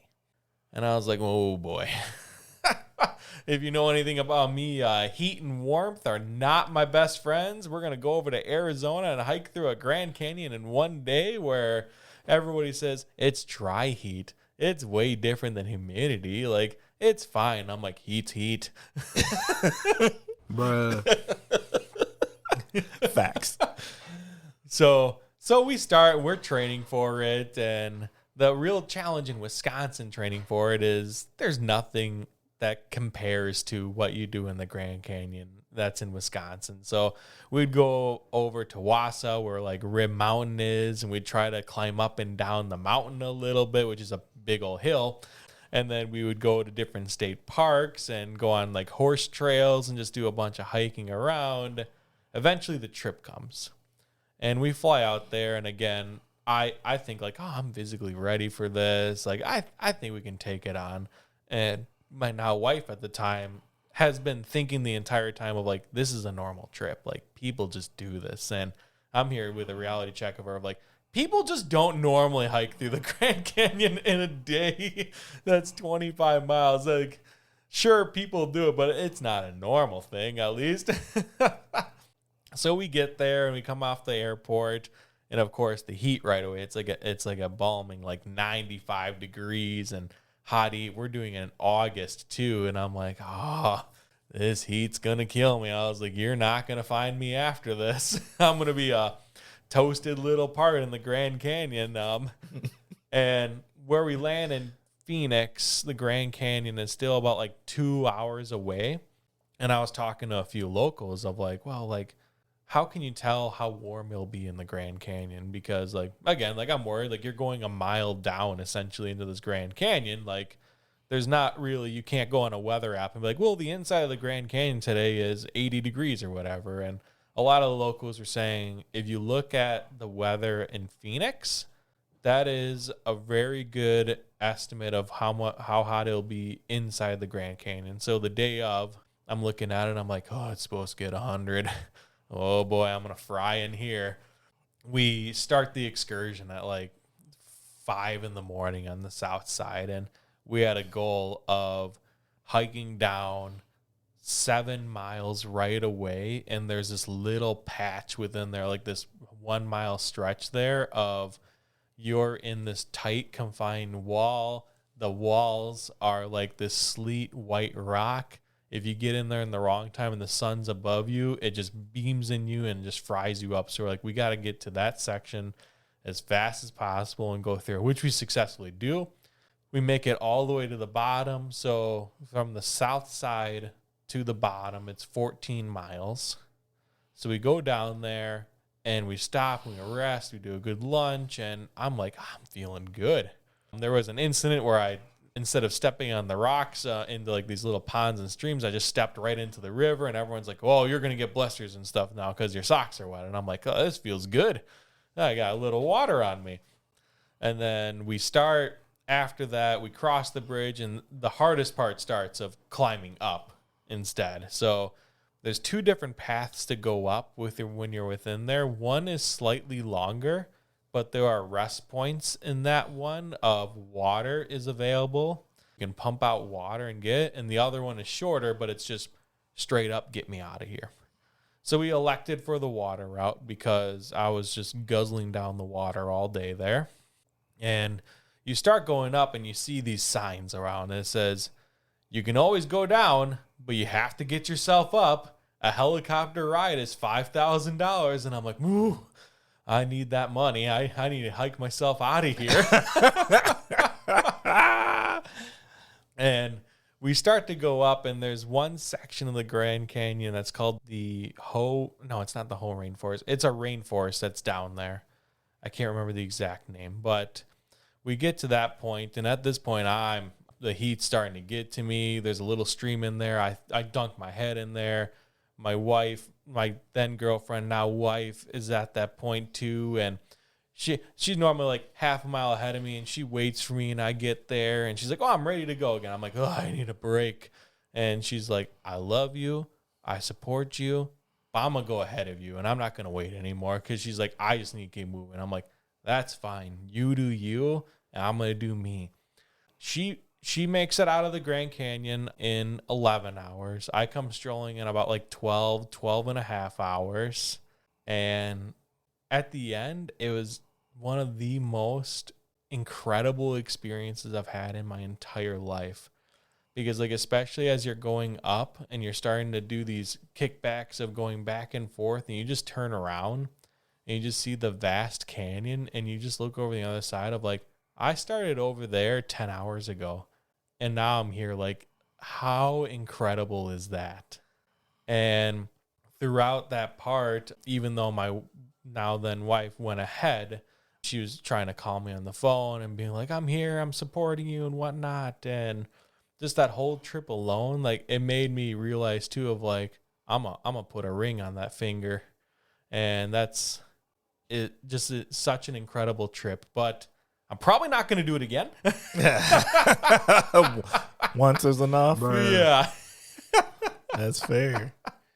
Yeah, man. No, that sounds incredible. Actually, I don't know if I'm about that life, but if I'm gonna do it, I better do it now. Yes, you should. Yeah, man. I don't know about that. So, how much time did it take total? Like, up and down. Up and down, it took me 12 and a half hours. Ooh. Okay. Yeah, that's a day. It's a whole day. And where you when you fly in and you go and you drive, we wanted to end on the north side. So like, that's where we had our parked vehicles, everything. And the day before, you get shuttled around to the south side, and that shuttle around is 4 hours. So then I'm here thinking like, oh gosh, like, it took this long. It's going to take me 24 hours to get through this then. Right. And you sleep in like these small little cots. Like, it was not the most comfortable experience for me, sleeping. And I have lower back problems. I played a little bit of college football. I played high school football throughout my life. And now I'm suffering a little bit with lower back problems, which is okay. But still, when you're about to go through a hike on a day where it's supposed to get over 100 in the Grand Canyon, and the heat's not your friend, and you don't get the best sleep, I'm just writing up the recipe of, I'm going to fry down here and I'm going to stay down here. Like, yes, that's That's serious. Well, but that's super cool. It was cool. Okay. Well, that's a new story. I love story time. You learn a lot in story time. And what I learned in this story time is I'm not sure if timber's meant for this Grand Canyon life.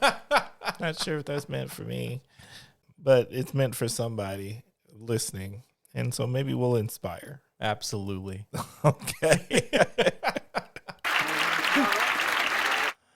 All right. So next segment is, well, we won't even do that because, gosh, listeners, you know what time it is.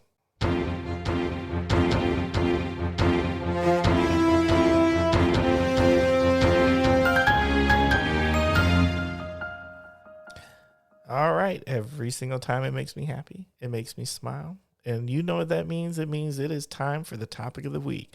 And the topic of the week is chosen by our guest 99.9% of the time.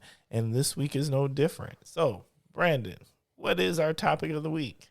My topic of the week this week is the career of public service. Ooh, yes. Let's do that. Yeah, so I've been in the role for 5 months so far, and you clearly get a sense of one aspect of it when you live in a community beforehand and you're seeing what's going on, but there's always the other side of the coin. So that's what this first 5 months have been, is like, well, like things have been happening for whatever reason. So again, it's been that listening, the understanding, the communicating of it.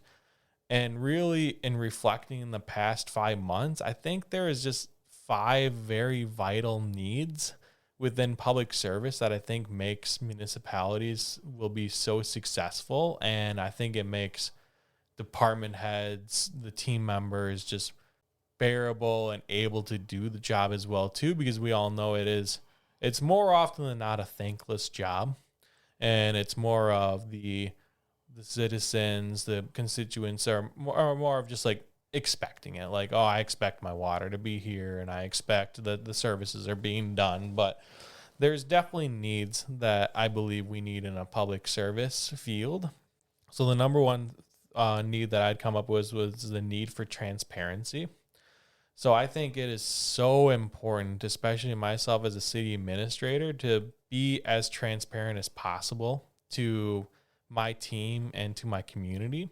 I mean, as you now know, with my background in finances and auditing, I mean, we get so comfortable in a field where I can talk about with another accountant, it's just fine. But if I were to explain our balance sheet and the way that fund equity is calculated and how AP, et cetera, and use acronyms, it flies past everyone's head. Oh, yeah. So you might as well be talking a foreign language. Yep, absolutely. So now when you're in a public service field and you need to relate this information to an audience of either your council members or the community that just doesn't understand that either, you have to really think about like, well, how can I explain it to you so that you understand it and I'm still getting my point across? So I think from just my review of, leaders from giant organizations to municipal governments to college leaders, et cetera, I think one thing that had failed in a couple of them is like the lack thereof of transparency and that results in a lack of trust into the leadership. So I've found that the more transparent, the more communication channels I can open is just so much better. The second need I had to come up with is the need for patience.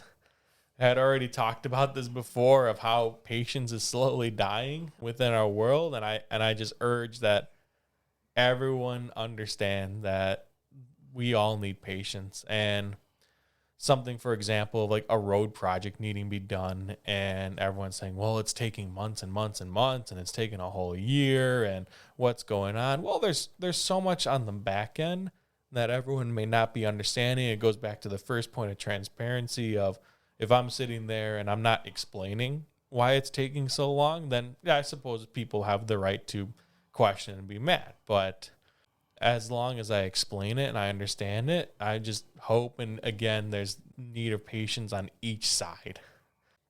The third need is a need for appreciation. So again, it's a very thankless job. And what I have found to be so important is to appreciate my team members and just show them the appreciation. So more often than not, I do small things of like getting them cups of coffee, being there to listen to their conversations, get to know them personally, know that they're appreciated for their work. They did a Christmas party where like we went and got all the food and stuff for them. Historically, they had said before, like, oh, they used to all chip in. And I'm like, well, like, this is for you guys. Like, you shouldn't have to chip in, at least in my mindset of like, oh, I don't think you should have to chip in. Like, this is something like I want to appreciate all you for. And something that we should do as public service leaders as well, too, is appreciate the community, because it's the community that makes it all thrive. It's the community that's going to make the entire municipality grow or fail, because the community could all get together and put on very successful events, or the community could simply not care. So just to appreciate what we have within our community as well is just so important. Another need that I had is the need for more communication. When I have started, I had made it blatantly clear that my door is always open unless if I'm in a meeting. Anybody can just walk in, knock on my door. As long as I have a few minutes, I am there. I'm open. I'm communicating with them.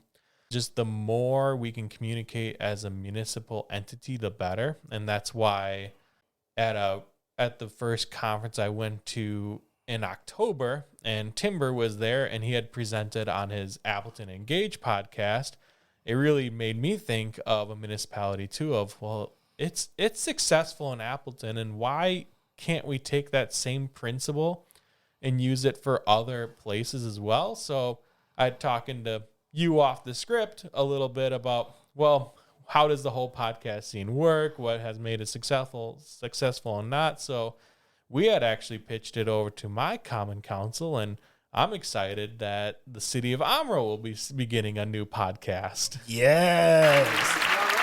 That makes me so excited. We're hoping to launch our first episode here in April, as the city is turning 80 years old in April. That's a pretty big deal. It is. And that's the perfect reason. It's an excellent reason. We're also planning other 80th birthday events throughout the spring and summer and fall as well too. But the podcast is called Omro Municipals, a play on worlds and municipals. That's smooth. Okay. That's fantastic. And where we're going to just be bringing in our pals, and that could be other department heads. That's going to be also relationships that we have with community members. There's some within there, our nonprofit partners, our school district, etc. And we're going to talk to them. We're going to ask them kind of what their origin story is, how they got to where they're going to be, what's exciting coming up in the world, shout out for them as well too, etc. So I think it's just another way where we can be communicating to everyone. And when I have some people come in and they say, well, what does a city assessor do? And I can give them the generic language, but I'm so excited to eventually have a podcast of sitting down with our city assessor and evaluating what they do, explaining what the role is on a more personable level as well too. And it's just another reference to them of here's a more open communication way of what we're doing as public service leaders. Yes. And I can't stress how well that works. Because, we did an episode with our city assessor, and they totally broke down the whole thing, things that you don't know, and requirements from the state, and the reason why, and not the assumed things, the factual things. Mm-hmm. And it was amazing, and it was so well done, and our alder people were able to utilize it as a resource, and they sent it out in their districts to people who had questions, who wanted to understand more about the assessment, because we got assessed, and that always makes people question things. And so precisely, it was a way to get the information in a way that was convenient and for everyone. You can listen to it how you want to listen to it at the time when it's convenient to you most, and you get 30 minutes of this one-on-one conversation, just breaking it down to you. It's fantastic. We are so excited for it. Oh yeah, I'm excited for Omro to have this as a resource. And the other thing that it does is, whether you realize it or not, it becomes this audio hub of information that you can refer people to. And if you're a community that's growing, and I'm assuming Omro's in a growth pattern, We sure are. it's something where people can check you out before they ever get there and gain a lot of understanding. And then they're like, I get it. And then maybe you get a new neighbor. Maybe you get a new business. Maybe you get a new resource. Whatever it is, it helps. Absolutely. Because they can walk in just a little more informed than what they would have without it. Mm-hmm.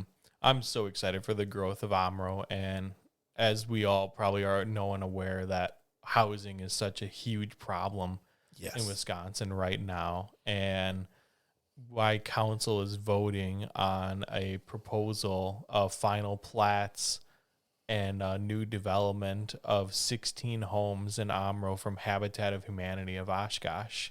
It's been like my little project since I had first started with it, and I've just kind of pushed it along, and it's going to be so good. And of course, there's the neighbor crowd coming in and asking their questions or anything, but once it's fully done and someone from the outside were to drive through the subdivision, you're not going to be able to tell which home was Habitat built and which one wasn't. No, you're not. At all. Habitat does amazing work. So amazing. And their volunteers. It's an honor to have Habitat choose your municipality or your location as its next project. It's such an honor. And we're also teaming up with them this summer, and we're doing a Rock the Block program on the north side of Omro, where we're going to be helping out. I believe at the end of the day, we got 15 homes that the owners there have said their needs of outdoor landscaping or trimming up some bushes or just items that they just unfortunately can't take care of themselves. So Habitat's coming in. I'm putting together a city hall team of ourselves, of volunteers coming in. I'm closing down our city offices for those days so that we can go out into the community and help them as well too. And it's fantastic. And they Habitat has already said that they want to come back in another year and do our south side as well too. And people have already put in their interest of like, I need help on the south side of Omro as well too. So we are just so excited for ongoing collaboration and partnership with Habitat. Okay. I feel like I interrupted your list. So what did no, we? It kind of went into the last item on my list was the need of collaboration. So and I think it's so important, especially in a small municipality like mine, of where I have only a limited number of team members. I would love to hire another 10 team members and everybody had their own roles. But again, we have such strict budgets. We have to ensure that the services are still being provided, such as fresh water, garbage being picked up, fire, police, public works, etc. And I need to be a leader, and I believe public service leaders need to be like this, where I can't just sit back in my office and know that everything's being done, but instead I need to be out there as well. I need to know and understand what each of my members are doing.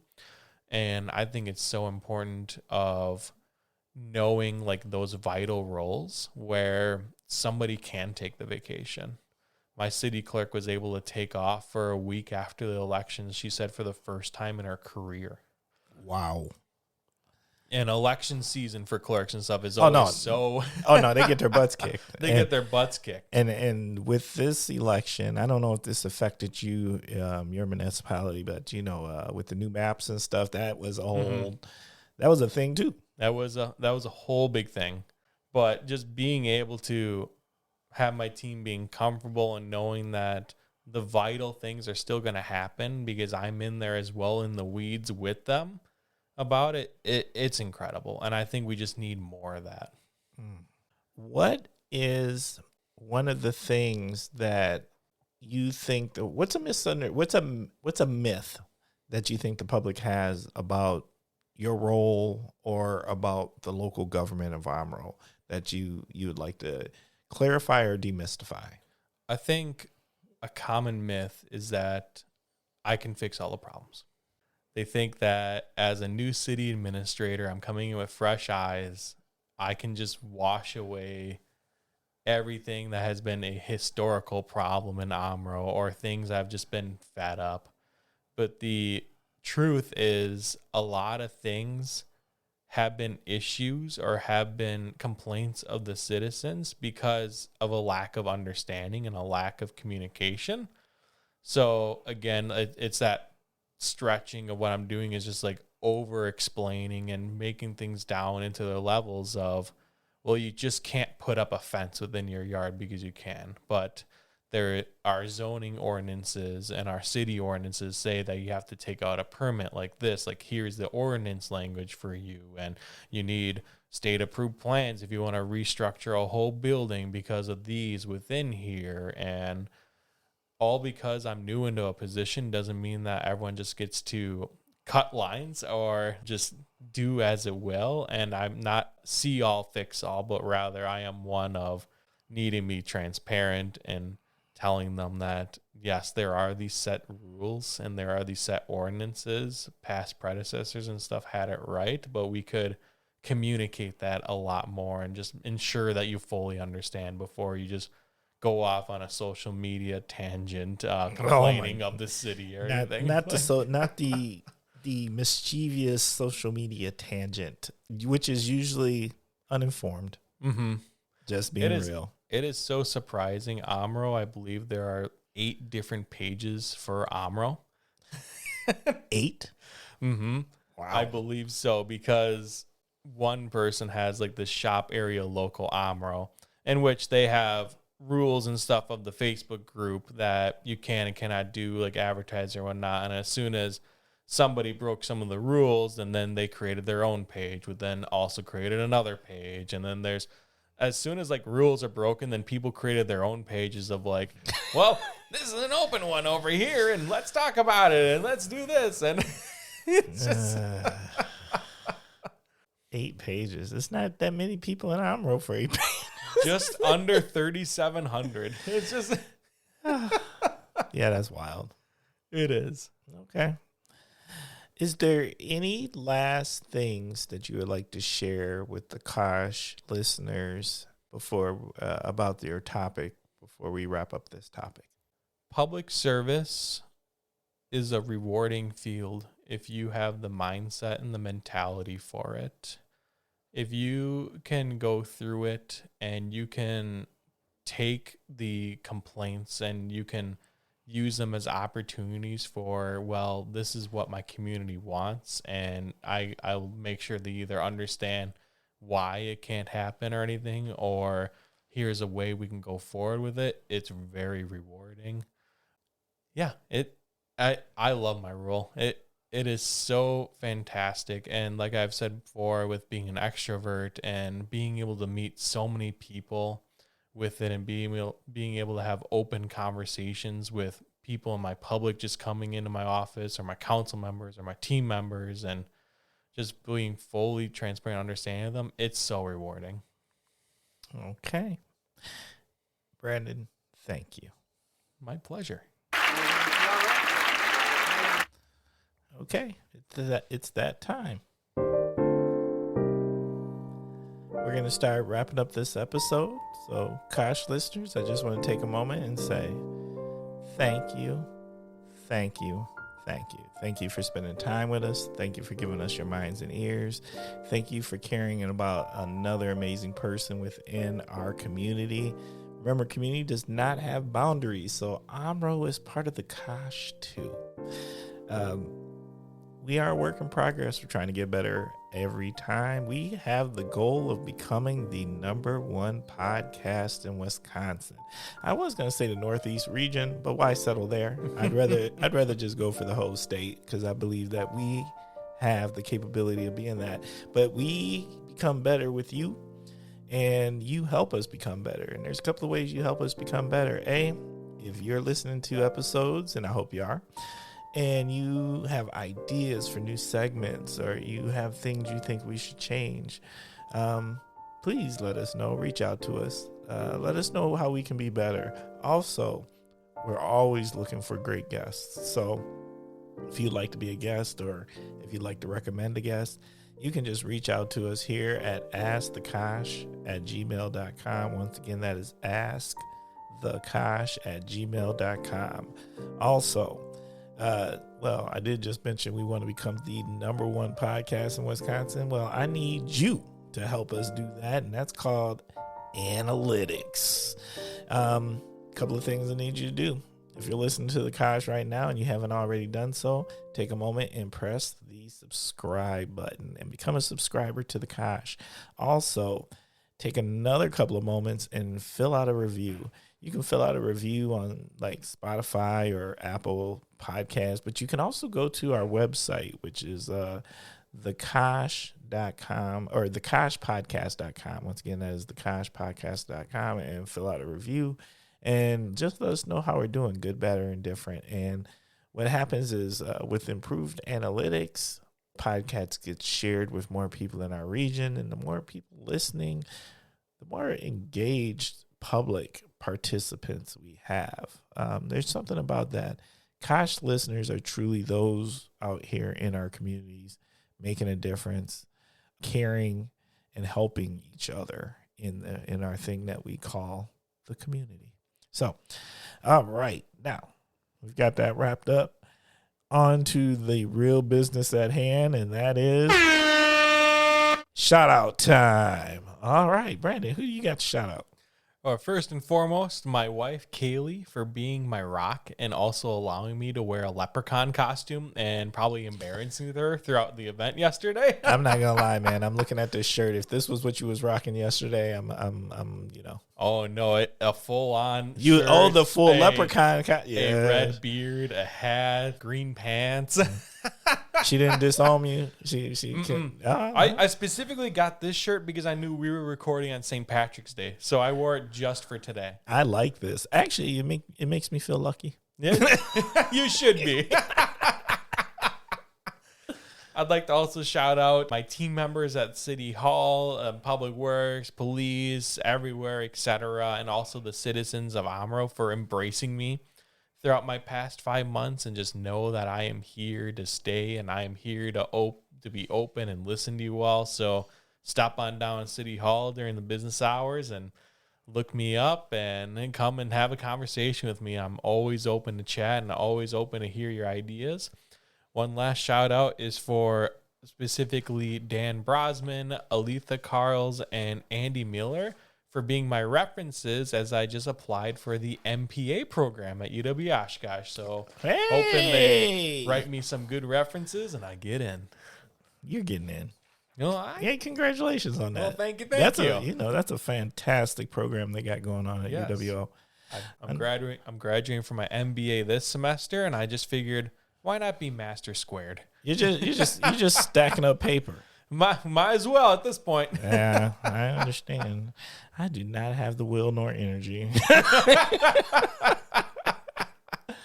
Okay, well, I'm going to keep it short with my shout outs this week. I want to send a shout out to the We Heart Recovery event. I might have shouted this out in another episode, but then again, I'm not sure. But I'm going to shout it out. I got an opportunity to participate in this event. Over 400 people participated in it, and it was just amazing. So a big shout out to Tarman, a big shout out to Jen, and all of the other people who volunteer their times and all the other resources that we have in our community who are dealing with addiction recovery. Like, we're lucky to have the resources to deal with it because it's part of our community. And as much as we talk about mental health, you can't do mental health in this particular demographic until you do the recovery part. That's so true. Yeah. So you can't. The sooner our leaders recognize and understand that too, the faster we can make action on it too. Facts. My other shout out goes to my fraternity brother, Doc Simpson. I got an opportunity to participate in his African American Studies class, facilitated a conversation about DEI. It was a fire conversation. The students were engaged. It just was great. And I'm making my way onto campus for a couple of other Quest 2 classes. Well, you know, UWO is home, and they be calling me, and I'm like, I'll show up. Because it's home. Absolutely. And so as long as they call, I will continue to show up. And so I just want to send a shout out to them. I want to send a shout out to, let me just send the most important shout out. And the most important shout out goes to the wife. My wife, who continuously allows me to record episodes of The Kosh over the weekend in our house and just supporting me all the time. She is hilarious, actually. And whether y'all know this or not, Kosh, listen, I'm going to tell you a secret. Usually, often, when we get done with the episode, she actually has a whole tray of, like, snackies ready to eat. So, like, I feel celebrated and loved. So, just sending a big shout out to the wife. All right. Now, we've got one last thing left to do this episode, and that is this. You have 3 options, Brandon, and those 3 options are this. You can either leave the Kosh listeners with some parting words of wisdom, or you can share with us, what would yourself today tell your 13-year-old self, or option C, which is both, all of the above. Which one you going with? I'm going to go with option C. Hey, We'll do it all. let's do it. Yeah, so my parting words of wisdom first. Every day is a gift, and we should continue to be thankful and positive of everything that we have. And I encourage people to do not focus on the 1 minute of the day that had put you down, but rather the additional 1,439 minutes you have left that is just full of opportunities. Facts. And if I had to tell my 13-year-old self something that I know of today, is that keep going. You're on the track for success, and just continue to be positive, and things will turn bright for you. Couldn't agree more.